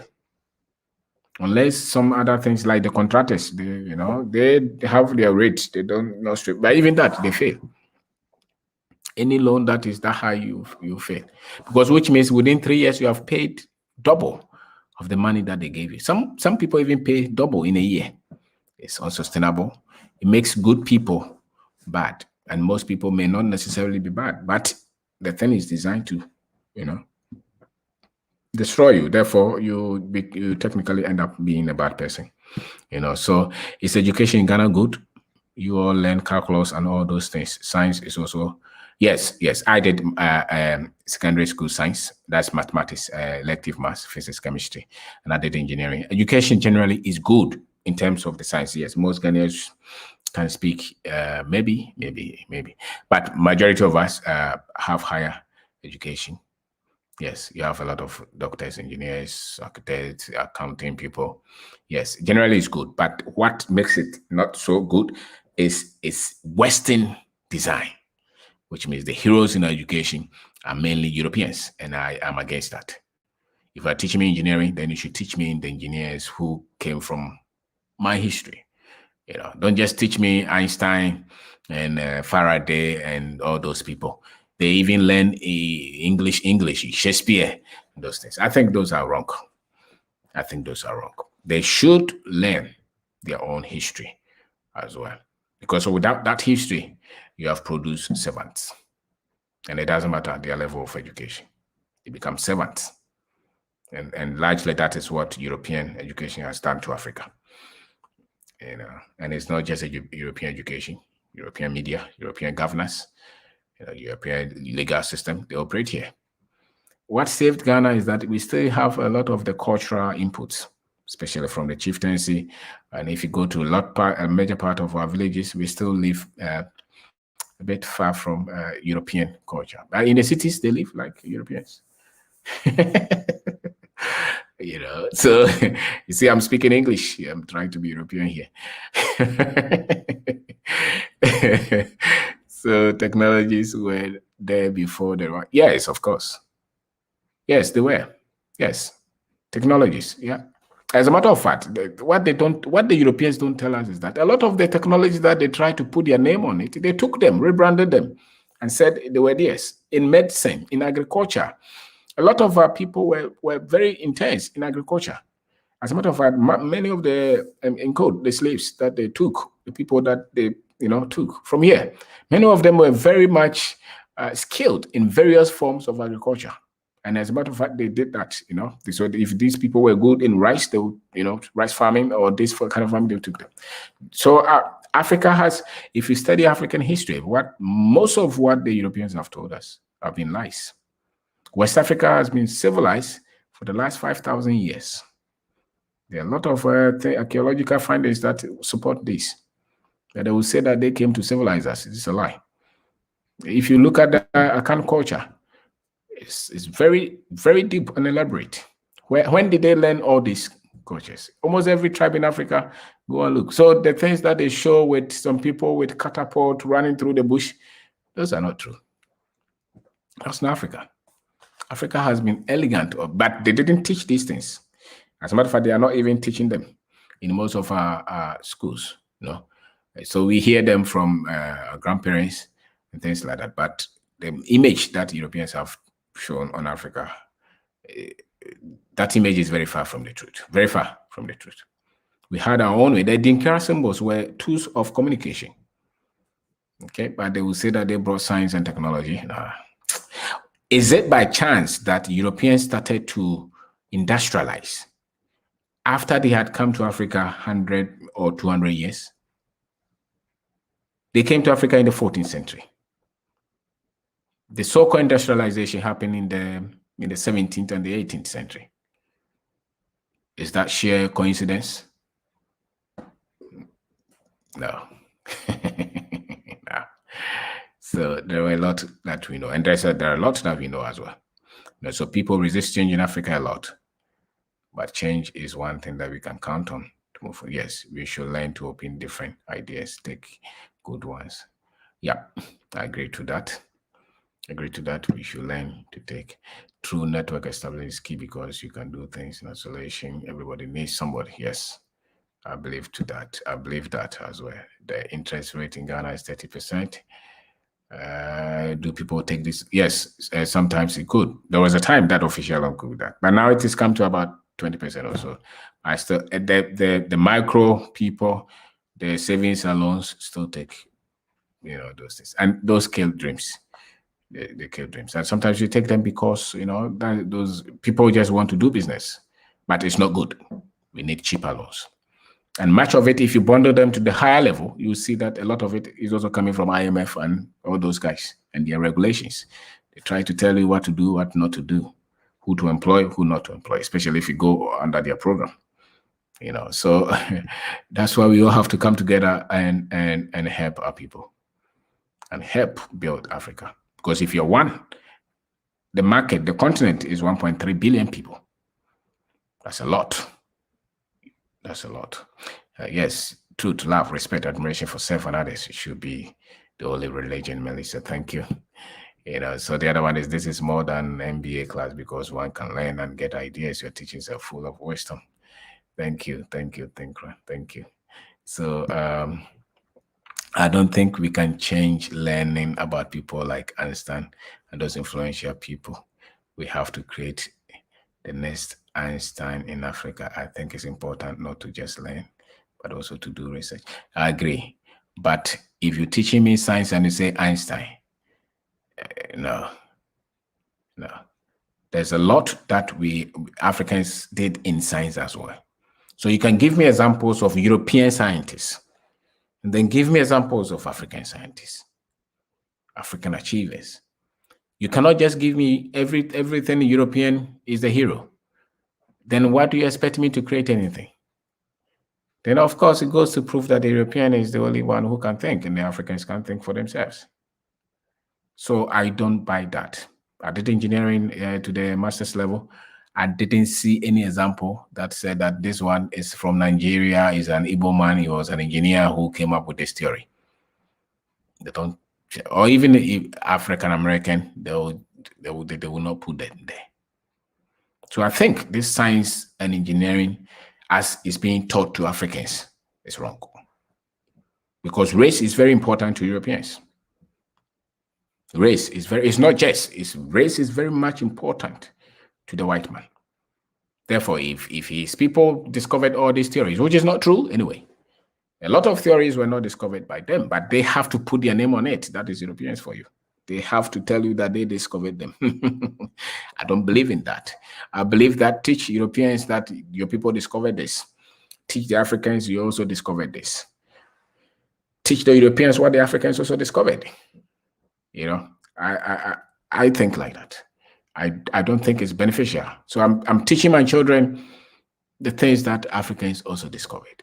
Because then, you see, they have example for every bad thing that Africans did. And that's why they will just show you the name. They'll mention Idi Amin. They'll mention this when it's a bad example. But when it's a good example, a European must be the one there, right there. And I think that is not right. So if it's in architecture, if it's in mathematics, after all, who started the numbers? Who created numbers? Who created alphabets? There are a lot of things that were taught, and they have to try to link every great thinker to Greek or to the Greeks. That is also an error, and Europeans must be Greeks. They have to tell you. And color is important in this life. Don't never forget that. The power play is on color. And so whenever they try to tell you that every thinker, every great innovator, every billionaire, every huge person, all the people who lead all these world organizations are white, for me, I have a problem with that. I have a problem. It goes to show that these other people cannot think, and I have a problem with it. So if you're going to teach Africans science, don't just tell us Einstein. Give us this was a German person, European, and this is an African who also discovered this. They will help us. They will help us to build confidence in our people. It can't be right that when it comes to superstition and what is it? Bragro, they are giving examples they are giving our own examples. But when it comes to science, technology, innovation, work, trade, industrialization, then the example must be a white man. No, I think that is wrong. It's wrong. It's absolutely wrong. And they have done that. There are a lot of things that African Americans have done. They hide them. There are a lot of things that West Africans have discovered. They hide them. We have not just been... We can't learn quantum physics and not talk about it. That's what the Europeans told us. They told us that quantum physics was from Einstein. Okay. Sadly, we have not contributed a lot in this science. No, it's not true. It's not true. If you study the history, a lot of what in every institution, the white man, as a matter of fact, when did they even accept Africans to be humans? If you learn history, when did they accept Africans, blacks, to be human beings? When did they allow African Americans to vote? They stayed with them. So there was a time for the last, 300 years, they built every postulate on the fact that they were the brightest of the human class. And the Africans were at the bottom. They were not even considered humans. So that means that everything that has to do with theory and postulates and thinking and innovation must be a white man.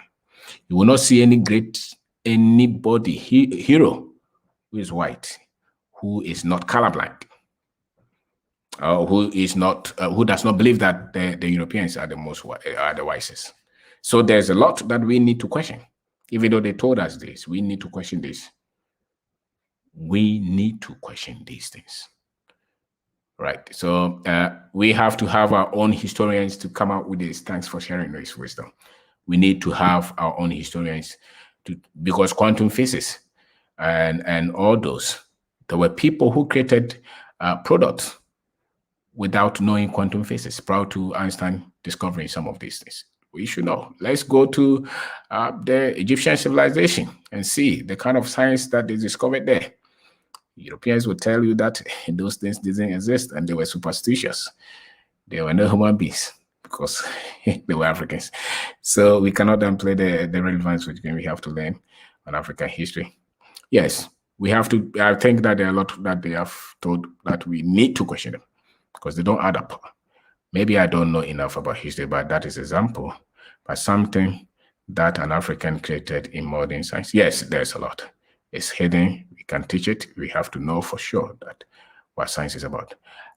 Listen, Europeans categorically, for the last 300 years, said that Africans were subhumans. So any findings that they ever had, if they were linked to Africa, they would say, we don't know. They believe that they are the only wise people. They still do. Look at Americana. Why do you think Trump is angry? And all the people who support Trump. Why do you think they're angry? Why was it a problem when Obama became president? He was not even fully African, so to say. But in their sociology, he's an African, which I accept. So there's a lot. As a science student, as an engineering student, I was educated in the Western world. Western kind of education.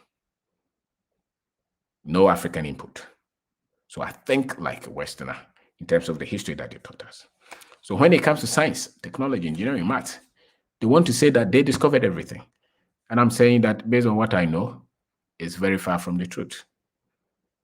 And those are the things that African. So if you're expecting Africans to create, to come up with science, we must tell them you're heroes in science. And if every one of them looks white, then it goes to accept the fact that whites are the most intelligent. And then that's why they say that, oh, blacks, when it comes to sports, they are very good. They are physically strong. That's a lie. Mentally, we are also very strong. They try to hide the history from us.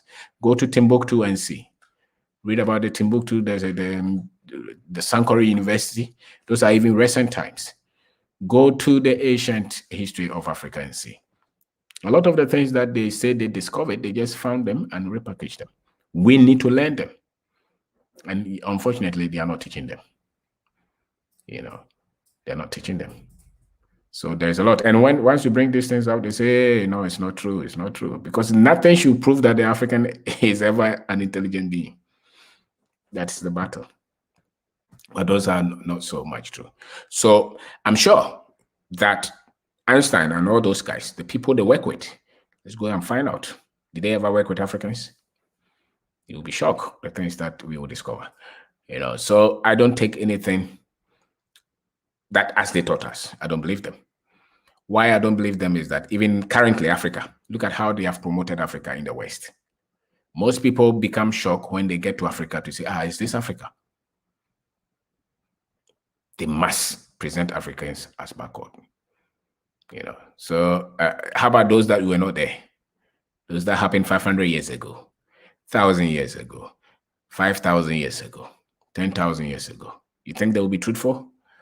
No, they will not be truthful. So go and I'm not going to. They will not. So there's a lot that it's an assignment. I can send you a link if you want. I can send you a lot of things that will make you learn. What are you going to do about language you are using for your presentation? Because many people would like to understand what you're saying. But that's one of the hindrances that we have. I'm coming from a colony that was British, so I was educated in English, and yes, I have some tapes, I have some videos in P, so at least I understand P, so I can do that in P as well. But what are some of your heroes in science? Some of my heroes in science, if I mention that, they will be Europeans. So I don't have any hero now. But that not to say that I'm against Europeans, no, but I'm against the system that Europeans built. The system that Europeans built that promoted them as the only wise human beings. I'm against that. I think it explains why the world is where it is now. That everything must be the European way, or it's not the way. I think it's wrong. It's absolutely wrong. And until the Africans realize this, all countries that realize this, they get up. China got up. China got up.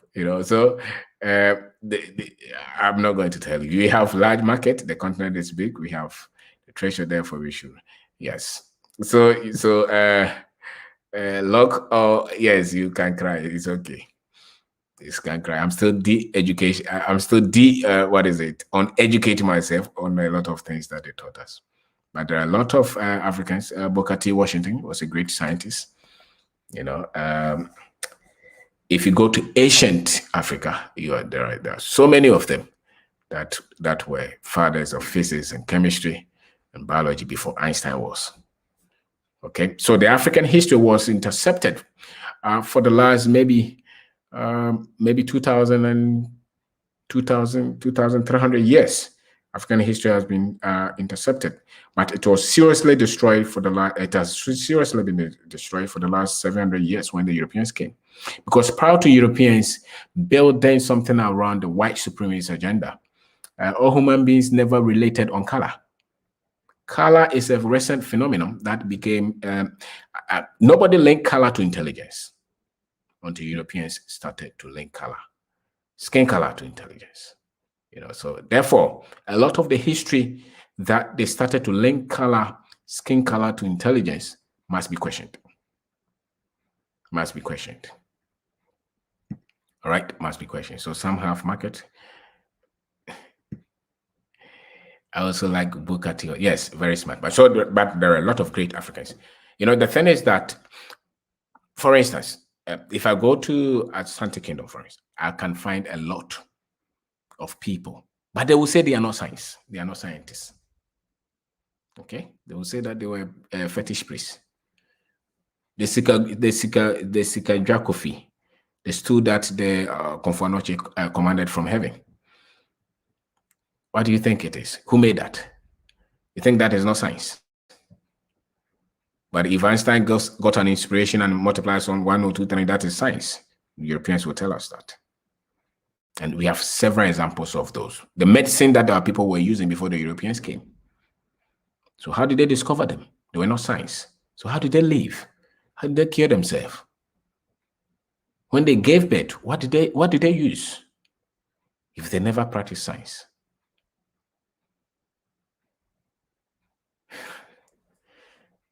So there's a lot. And that's why these things have contributed to the lack of education on the part of the Africans. All right. And so there's a lot. If I have to teach this, I'm not a historian. I'm not an authority. I can get you links that you go and find a lot of things yourself. But I can tell you that many of the things that Europeans have put their names on them are not so much the case. Okay, it's like the fashion. If you go into fashion, for instance, they come to Africa, they see a lot of things, they copy them, and they put their name on it, and they say that this is theirs. There are a lot of inspirations that they have picked from Africa. In music, the same. In art, it's the same. They come to Africa, they just pick it, go and rebrand it and patent it, and tell you that they did it. There's so much. So much that they just will pick them and patent them. They pick them and patent them. They pick them and patent them. Go to their museums and see the things that they stole from Africa. And tell me how the Africans were able to make those artifacts if they didn't know science. Some of them are 1,000 years. Some of them are 2,000 years. Some of them are 4,000 years. Gold. Yes. Tell me about yourself, because I don't think you know a lot about Africa. And if you have ever visited here. They are doing research in big, yes. Yes. You see, there is so much ignorance that have been put out there on Africa. Yes. Yes. But Africa has to be promoted as weak and dependent. And that is a major thing. And so whenever somebody sees Africans have ever done anything, it's a problem. As a matter of fact, a lot of our leaders were schooled in this system. All of them were schooled in this system. And a lot of them were even schooled in their countries. So what do they think? They think like Europeans, okay? But you come to Ghana and see. There are a lot of indigenous solutions all over. Okay, so for instance, this current COVID that has come, in as much as they are promoting Western solutions, there are a lot of indigenous solutions as well that people use. All right. So it's not like Africa is waiting for. Of course, our governments are controlled by them, so they will wait for them. But the people, a lot of them practice. And unfortunately, medical doctors, the medical practice that we have now, the former one is Western. So they will think like the Westerners. But there are others who are the African medical specialists, and they don't think like that. And so for instance, myself, I went to university. It's likely that I will think like a Westerner until I re-educate myself. You know, so what discoveries did Ghana make in the universities? I think they did something important. We should promote them. Yes, there are so many. There's so many. So maybe you can go to the page afterwards, send me, my number is there, send me WhatsApp if you want to know, we'll send you. But don't forget that this world has been run largely on the white agenda. Okay, so most of us, if it has to be good, it has to be the white man. And if it's bad, it must be the African. And that's the kind of training that we have. I'm in the US, but I'm from the Caribbean. Okay, so have you ever been to Africa? There's a lot of re-education that we all need to know. We all need to do. Every African. I did an interview with ES the other day. You can watch it. All of us is in us. We've been programmed not to trust and not to believe, not to be confident about Africa. We've been programmed to disrespect and to look down on Africa. And it's okay. And it's okay. It's okay. So long as we find out who did that. You know, so yes, so the kind of Ghana that you have, if you have never been here, the kind of Ghana that you have is the kind of Ghana that you have seen on BBC, on CNN. And that is not Ghana at all. You know, that's not Ghana at all. That is very far from Ghana. Okay, so which means that the questions I'm asking that because the questions that you're asking show that you are talking like a white journalist or UN worker or IMF expert on Africa. they they never use they don't expect anything, and as a matter of fact, you have a lot of Ghanaians who don't even expect good from their own country, even if one is good. Like the video that I was talking about, the guys from Ghana. They are in Dubai now and they are saying Ghana is blessed. We didn't know this. Of course, because when you are here and you watch TV and you see Dubai, you say it's heaven. But now he's there and he sees how fortunate he is to be in Ghana. But now he had to go there to learn it. And that is the global agenda of the white man. The white man has been able to tell everybody that they are the greatest and everybody must go to their country. And everything that represents them is God. That's why God is white. Angels are white. Everybody in the Bible is white, even though the Bible was not. The Bible people, the people who live in the Bible times were not in England, and everybody was black in the Bible. Probably was an evil one. That's the kind of concept that they have sold to everybody in the world. So that's why you go to China, they see you from Africa, they think you're poor, you're coming to stay there. You go to India, they think you're poor, so you're coming to stay there. Even in the Africa here, somebody has $10,000, you would want to go to America to get money because of the lack of financial information that we are just talking about. Because if you have good information and you have $10,000, what do you need to go to America to multiply that money? You can do magic if you have good information and you have understanding of business and structures. So my name is Kwabena. I'm trying to draw close. I'm talking about the importance of financial education and entrepreneurship. And we have gone through a lot of topics like that. And there's so much that we all have to learn, especially if you're an African. There's so much you have to learn. One of it is the reparation of the history that the white people have told us. A lot of it is against us. A lot of it is destructive. And then you have to learn about money. You have to learn about how to build businesses. You have to learn how to, believe in our continent and believe in our people and believe in ourselves. There's so much that we have because we sit on the whole world needs Africa to survive. The whole world needs Africa to survive. And Africans are very intelligent. Never forget that. Black people all over the world are very intelligent. The only thing is that the data they've been told is wrong.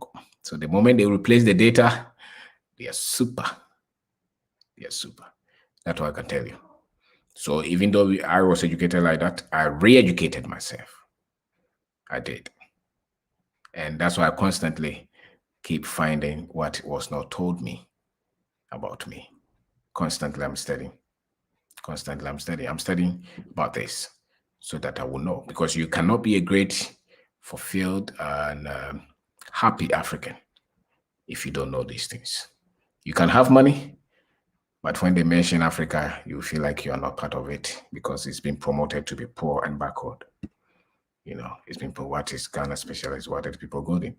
Better than other countries or just a high level or just at a high.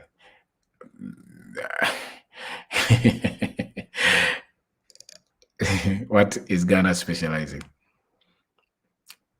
In terms of industry or education? I don't know. But just as you see in Jamaica or in all those countries, a lot of the things that you see them in Ghana as well. A lot of them, people are building businesses in every aspect, in every field. Okay, so for instance, we have multiple locations of retail shops in the malls in Ghana. We have construction company, we have real estate development company. You have people who they produce chemicals, pharmaceutical products. There are others who produce, food product. Somebody produces his own car brand. There are all kind of things. What is important is us throwing light on a lot of things that we do in Africa by ourselves. That's what we have failed to do. So it looks like there is nothing being produced here. It's not true. There are a lot of people, young boys who are IT specialists who are building all kind of softwares here. But just as the structure is, if it's coming from Africa, nobody should know it. But you promote it from Africa and you are poor, then because now I'm talking from Ghana. I'm in my room. There is internet here. I'm using a laptop. Yeah, but this kind of Ghana, they will not show you that. They will tell you Ghana, everybody's hungry. And as a matter of fact, there are Ghanaians from Ghana who live outside the continent who agree with all the stereotypes that they say on us. Because it's not just you it's not just you living there, but it's also having the proper understanding of the systems that run this world. There are a lot that we don't know about ourselves as Africans, how powerful we can be and how good we have to be. To be in Ghana, it's a blessing because there's a lot of opportunities all over, you see? So, did you hear that? There's so many things. And your heritage, you being a Caribbean means that you have heritage in Africa. Don't cut that one. Study it, explore it. You'll be at peace with yourself if you get to know the facts. There's so much that they've been hidden from us just to control us. And nobody dares to say them. You say them, they say that you're wrong. You know, and they will tell you that, oh, they sold the Africans. Those are all lies. If you want, send me a message. I will send you tips. Because there's a lot of miseducation. And they were all geared to control us and to keep us divided. Don't forget that. The main agenda is to divide the Africans all around the globe and tag them as unwise, unpolished, and that they came to polish us. It's far from the truth. It's far from the truth. We are very polished, organized people. We have thousands of years of innovation, of wealth, of creativity. We have built empires. Majority of our people just don't know. So most of our people think that our history started with colonization, when the white man came here to show us water and car. Those are all bullshit. Those are lies. And the white man did not create technology. Don't forget that. As a matter of fact, majority of the family in the diaspora, when they created them, they will even kill them and take it and patent them. They will do that.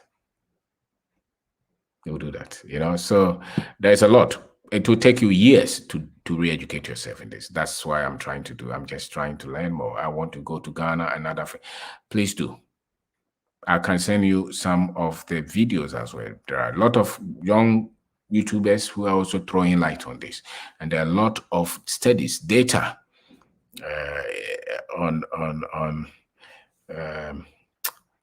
teachers who have also done a lot of things on Africa. Runoko Rashidi, Dr. Runoko Rashidi, if you have ever heard his name, Professor James Small. Go and watch their videos. Type, you will see them. Watch their videos. Wodemaya videos, you will see a lot of things that people are building. Wodemaya. Wodemaya is Wodemaya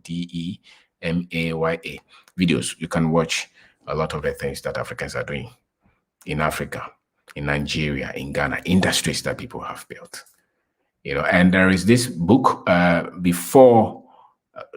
We Ruled by Robin Walker. When We Ruled by Robin Walker is an African who lives in England. It's a great book. Find that and read that. When We Ruled. It's a great book. There are so many things that they have told you, they are not true. That one I can tell you. So many things that they told you that are not true. Rashidi, yes, Rashidi. How I spell? Yes, Rashidi. Runoko. Runoko is, I think, R-U-N-O-K-O. And Professor James Small. Their videos. I'm sure once you get one, you can get all the other ones. All right. And Wodemaya is Wodemaya. There's a lot of people showing this content. Okay, because they have hidden a lot of things from us.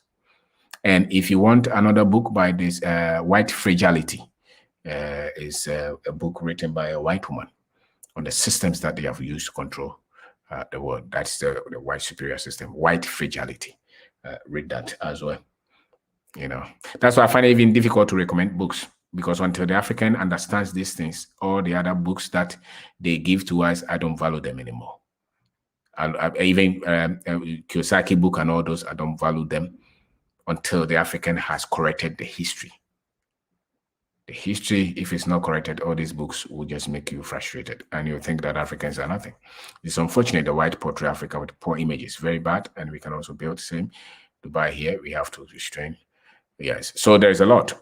So I say that for the average African who is about 20 or 30 years, you need about 3 years to study constantly the right history of the world, especially from the African sense, you know, because they will tell you that they brought Christianity to Africa. It's not true.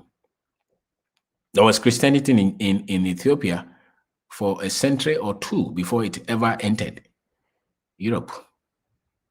You know, it's in the Bible. So the kind of Christianity that is practiced in modern day Ethiopia is so much different from the kind of Christianity that the white people repackage and sold to us. All right. So there's so much that we don't know. Yes, please do. There's so much. And watch a lot of videos on Ghana as well. You will see. Ghana is so much different from. So I schooled in Ghana. This kind of English that I'm speaking is even in Ghana as well. But I speak Chi as well. I speak Chi.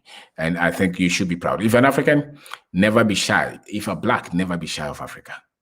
So much. You'll be shocked when you get to Kenya. You'll be shocked when you go to Nigeria. You'll be shocked when you go to any part of Africa. You know, and if they tell you that we don't love you, that's a lot of lies. Africans never hate those who were stolen. Never. We never hate. So read about them, as a matter of fact. And the divide is intentional, was intentional to keep us so that they will forever portray us as poor. And this kind of education is for all of us. It took me years to learn these things. So God bless you. I mean, you are a great asset to the current and onboard generation. May God continue to guide you. Thank you very much. Yes, God bless you, your time, and you are changing lives. Okay, thank you. And the problem I see in Africa is that we just don't believe in what we have. Yes, because of the history. I've never seen a confident African who does not have the proper history of the world and of Africa. This kind of education that you have given us is trash. It's trash because I cannot educate you until you know yourself. You can't teach a person who does not know himself. And this kind of education, by the time you are through the education, you don't know yourself. You don't even respect yourself as an African anymore because they give you all the bad examples and nobody is free until that person knows himself. Freedom is in identity, you know. And how can you have proper identity if you don't have right information on who you are as a people and what your forebears achieve for you? You know, so if they teach you that they came, they conquered us, they killed us, they took us for nothing, and we will even sell human being with mirror, and you believe those things, how can you know yourself? How can you value what you have? You know, so that's where the error is. So I teach my children the history. Teach them the history. They told us that Koku free is wrong. But then when we go to church, they show us Jesus' picture is there, it's European. It's not the same thing. So there's a lot that we need to challenge as a people and believe in what we have. And it's not only with Africans who are here, in America, in Jamaica, everywhere. Once you're Black, the same instrument is trying to control and tell us we are nothing. So until you get the right information, no way. You'll never be free. I'm proud of yourself. You'll never be free. So when you start a business in Africa, you become successful. Do they have taxes? Wow. Africa is running like any other country. Ghana is running like any other country. People on YouTube say they don't pay taxes in Ghana. They do pay tax in Ghana. Maybe not on YouTube. Maybe they have not structured YouTube that way. But if you're self-employed, you're supposed to pay tax too. But our system is not the West. Don't forget that. Our system is not the West. Our system is not America. Our system is not England, but we pay taxes. I have businesses, I pay taxes as well.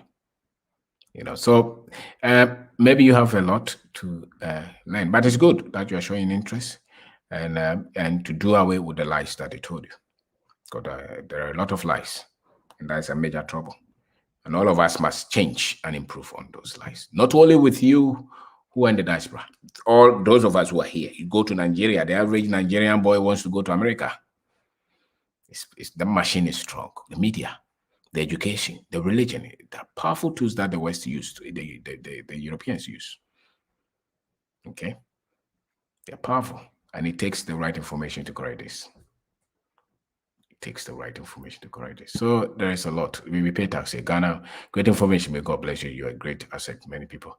To many people. Thank you. No, thank you. Thank you very much. And I know Ghana has taxes. Okay. But is it yes, if yes, there are a lot of companies that you have to pay. There are a lot of companies that, but it's in different structures. There is what we call the informal sector, and those handle their taxes their tax regimes are different from the middle companies and then the huge companies. So hi sir. Appreciate you and your family. Thank you very much, Mercy Green. And Ghana is pregnant with many opportunities. High time the youth rise up, work very hard. Yes, all that the youth would have to have is to do away with the ignorance. The black man's only problem is the ignorance. You may pay the income tax with your business. Yes, because corporate tax is income tax. Yes. But there are different kinds of tax. If you pay salaries too, you have to pay the tax on the salary as well. I understand it's not something for you to, but just curious how things work on the ground. Yeah, it works like any place, works. But we are not taxing you like the way they are taxing you in your country. Especially if you live in America, they tax you like you're nothing. It's different. Okay, the structures are different. When you are here, you will learn. You will see them. You see them, but a lot of the things that you see there, they are everywhere. They're everywhere. You have Ghanaians who are very super rich. And you have Ghanaians who don't have much. Okay, and then we have everybody else in between, just like So don't believe the TV that they have told you. A lot of it is they are scandals. All right. So enterprise, sometimes it's hard for people to recognize what they have. It's natural state if they have already been oppressed. Yes, and downtrodden. And that's why it is our duty to work on this, because that's our biggest challenge. To have an African who believes in himself and believes in Africa, that takes a lot of work. Okay, greetings to family just joining. I am new to this channel. Met you through ES. ES is my friend. Thank you very much. ES is my friend. And we have said a lot today. I hope I hope, yes. So we have said we are just talking about finance and business, and we are saying that the financial information is very critical. What you know about finance is what is going to be responsible for your business success. So if the business is struggling, it's so likely, not absolute, but it's so likely that what we know about finances are weak. That's why we suffer. And we're also saying that it takes a lot of skill sets to build business. So it's not just the financial skills. You must also understand the market, the product. You must have some sales skills. You should be able to build structures in place. You should be able to communicate your ideas and build teams. And you must also be a person who is able to talk well to himself and believe in himself or herself. And that's where it becomes that much relevant that we repair the image that the Europeans told us that we are nothing and we have not achieved anything. Because those are the things that will make sure that we will not become anything. And that's not true. We are great achievers. Our history is different. And I said that my heroes in science are not the Einsteins and the Europeans. No. There are European heroes. There are heroes in science that I must find who are Africans.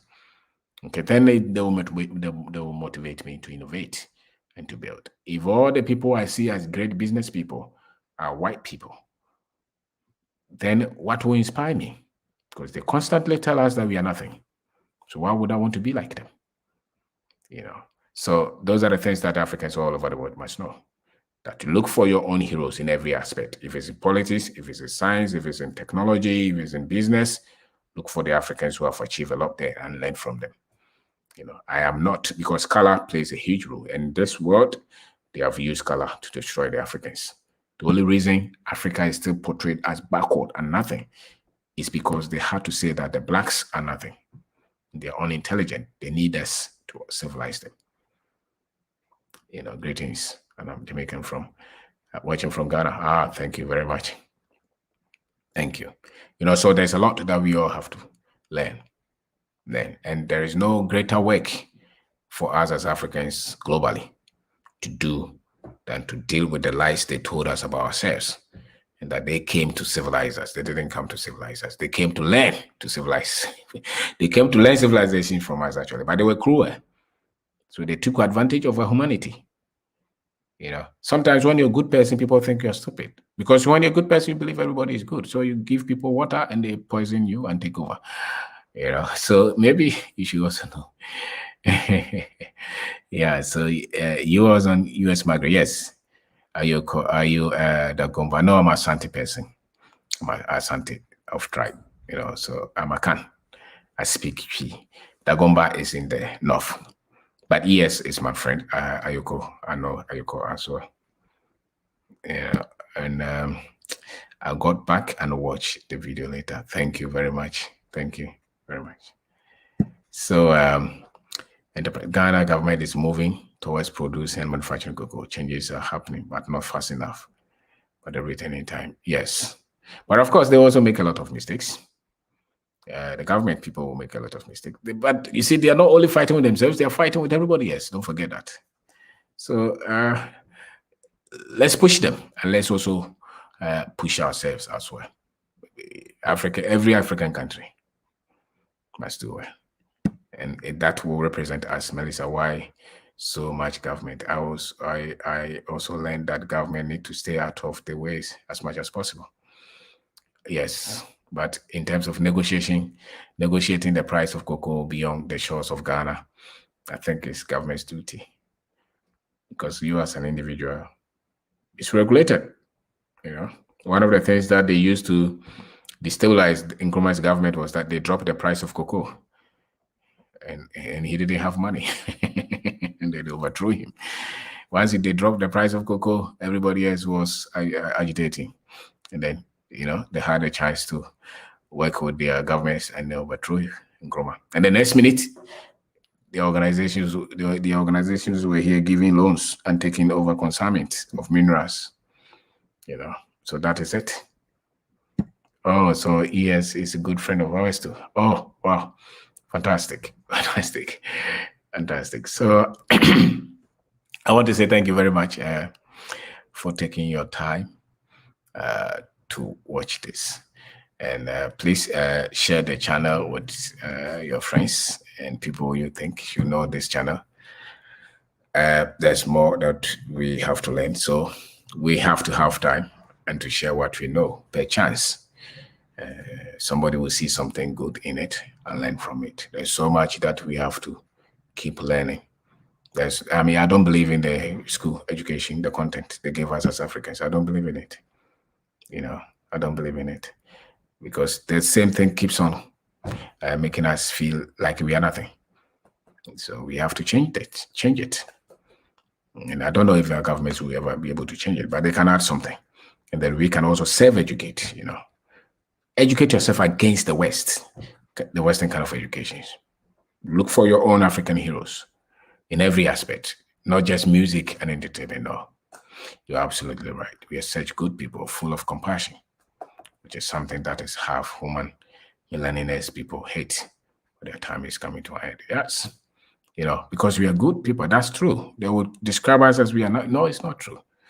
We are good people. They're good people. And so when you're good, somebody comes in and, shoots you and takes over. Does that mean you're a weak person? I don't think so. Were you careless? I'm not sure. You're just a good person. And somebody else is just cruel and wicked. And turns around, they say that you are nothing. They came to civilize you. You sure? Go and study the Benin Empire, the Songhai Empire. Study all these great empires on the continent, thousands of years, how they lived.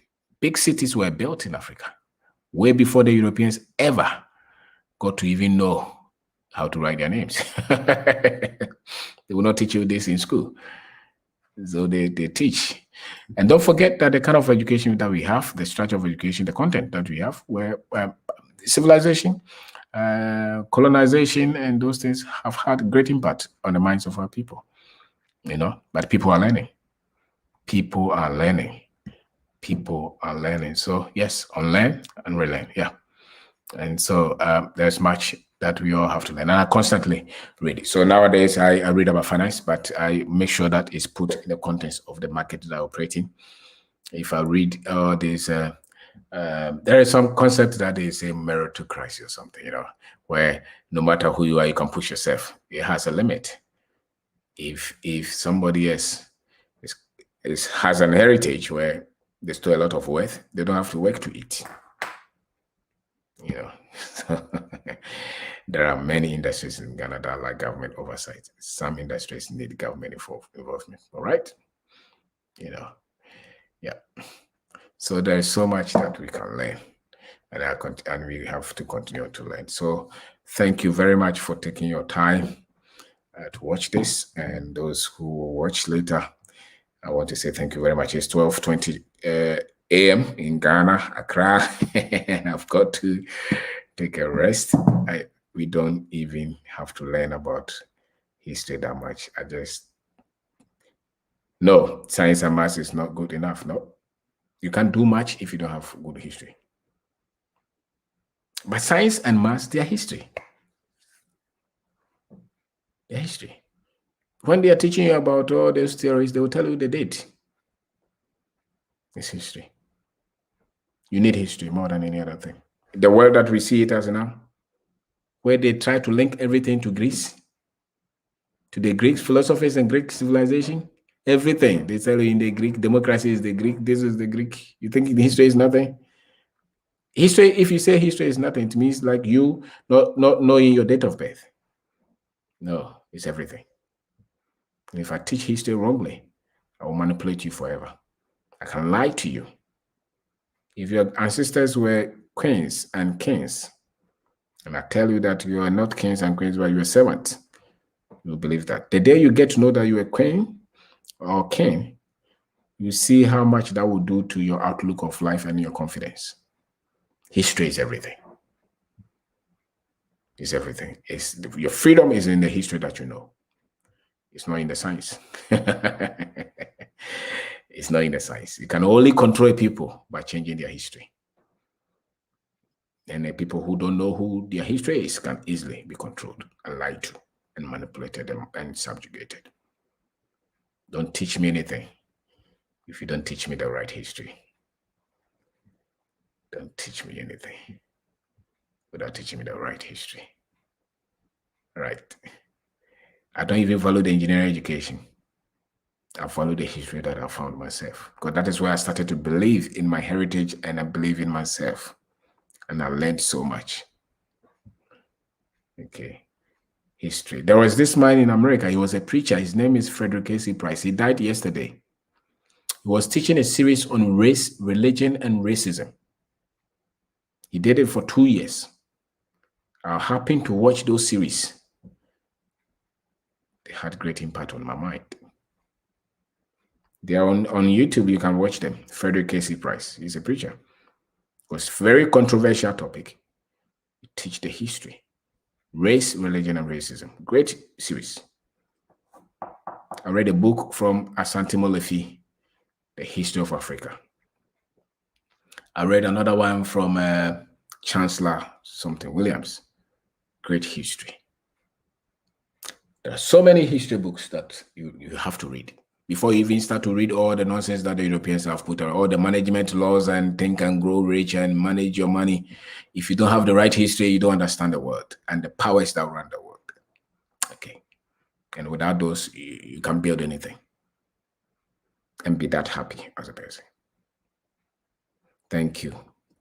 Thank you. Thank you. Thank you. So I said that I've got to say, so history is very important. If you don't know our history, we set ourselves for to repeat it. Yes, I don't want them to teach my children European history.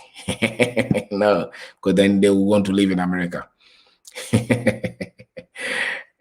I don't. Medase pa Afrijamo. Medase. So I'm always wondering what oral history is like that you all have. You all put the history also in books? Yes, we have some Ghanaians who have written books, great books.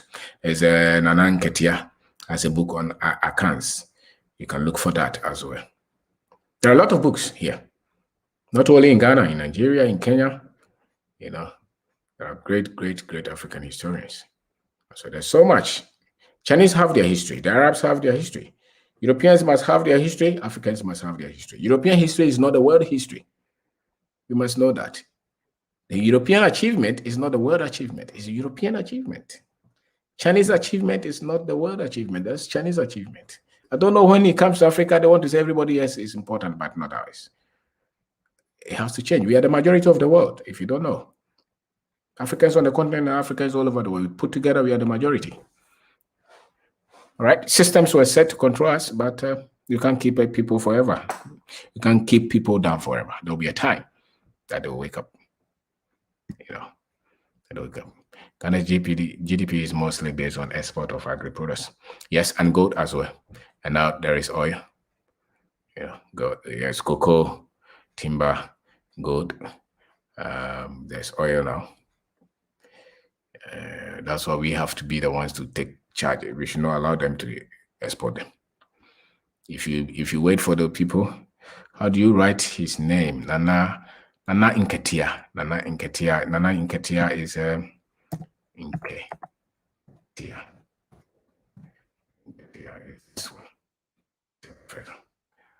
Right. So there is a lot. If you want to read, there are so many things that you can find out. Yeah. And read about ancient African history over the last 6,000 years. Read about them. Read about them. It will liberate your mind. There is so much that the Europeans don't even know. I'm an Asante man. I've recently learned more about our culture and beginning to accept them properly. Fantastic. Because what the religion, if you're a Christian too, they also tell you that don't learn anything about your ancestry because it's all demons and witchcraft and idol worship. That's also another agenda from the Europeans. Because the Catholic Church is nothing but European culture. It's just paganism. A lot of the charismatic Pentecostal people, what we do is all part of West. If you go to the Methodist Church or the Presbyterian Church, what they're doing there is British culture. But they tell us that ours is nothing. It's fetish. We don't have anything. It's the same lies they told that when they came, we were never civilized. That is not education. That's a lie. That is so. The average African has been educated against himself, and he goes to church constantly to be told that he's nothing. He must look up to the Europeans to civilize them. That's why we wear suit and tie. Go to church. That's why your pastor is always preaching in suit and tie. And that's why when they give you a name, they say that take David.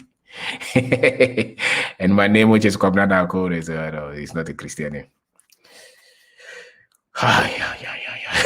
So we have a lot of work to do. And religion must be separated from culture. Faith and culture. You can change faith, but your culture, you can't. You want to teach me your faith? No problem. As a matter of fact, Christianity, no other race has kept Christianity as it is more than the Africans. Christianity is largely African. But when the Europeans took it, they put their culture in it. And then when they brought it to Africa, they said, we have to take their culture. No, Christianity. If you're a Christian, you don't have to be European to be a Christian. You don't have to speak. That's why I'm in trouble for, Christians will fight me. But those are the truth, because a lot of the lies have made the world as it is now. There's been a lot of lies that they have taught. So we have to learn to liberate, because nothing brings freedom than the truth. So if somebody is teaching you lies, you will never have freedom. There'll be confusion. No, I don't practice voodoo. No, I'm a Christian. But I don't practice the European Christianity, where Jesus is white, Mary is white, blue eye, and I bow to them. No. The philosophy, truth, justice, faith, love, kindness. Those I believe in. And those are eternal principles. And I don't have problem with Africans who practice voodoo, because I don't have problem with Indians who practice Hinduism or Chinese who practice Buddhism. So why should I have problem with Africans who practice this other one? They told us to have problem with it. I used to. I don't have problem with it anymore. Because if you really study Christianity in the Bible, no, I'm not Hebrew Israel. I'm an African. I don't believe in Hebrew. I'm an African. I think the first human beings were blacks, they were Africans. They were not Hebrew. Hebrew is not the first race of mankind. I'm not Hebrew. I'm an African. So based on my understanding, no, I'm not Hebrew. I have never been. I'm an Akan. I'm a Santi man. I don't have problem with the philosophies that they teach us, but don't tell me that one race is bigger than the one place is wiser. Then I have a problem. So thank you very much. Thank you very much for taking your time to watch this, and please share the channel, and you can continue to have conversation, but there's more that we are all learning, and we continue to find out about ourselves, and it's great to continue to learn as Africans. Nothing like it. Nothing like it. Nothing like it. So I want to say thank you. Yes, White Fragility by Robin. Yeah, D'Angelo. Yes, powerful book. The Insight of the Existence. Yes, she has proper understanding of the whole situation. A lot of Africans who don't even believe in that. A lot of Africans will say that we are giving excuses. She studied the system. She knows it. She studied the system. She knows it. So I want to say thank you. So bye. See you some other time. Thank you very much. And please share the channel and subscribe as well. Thank you.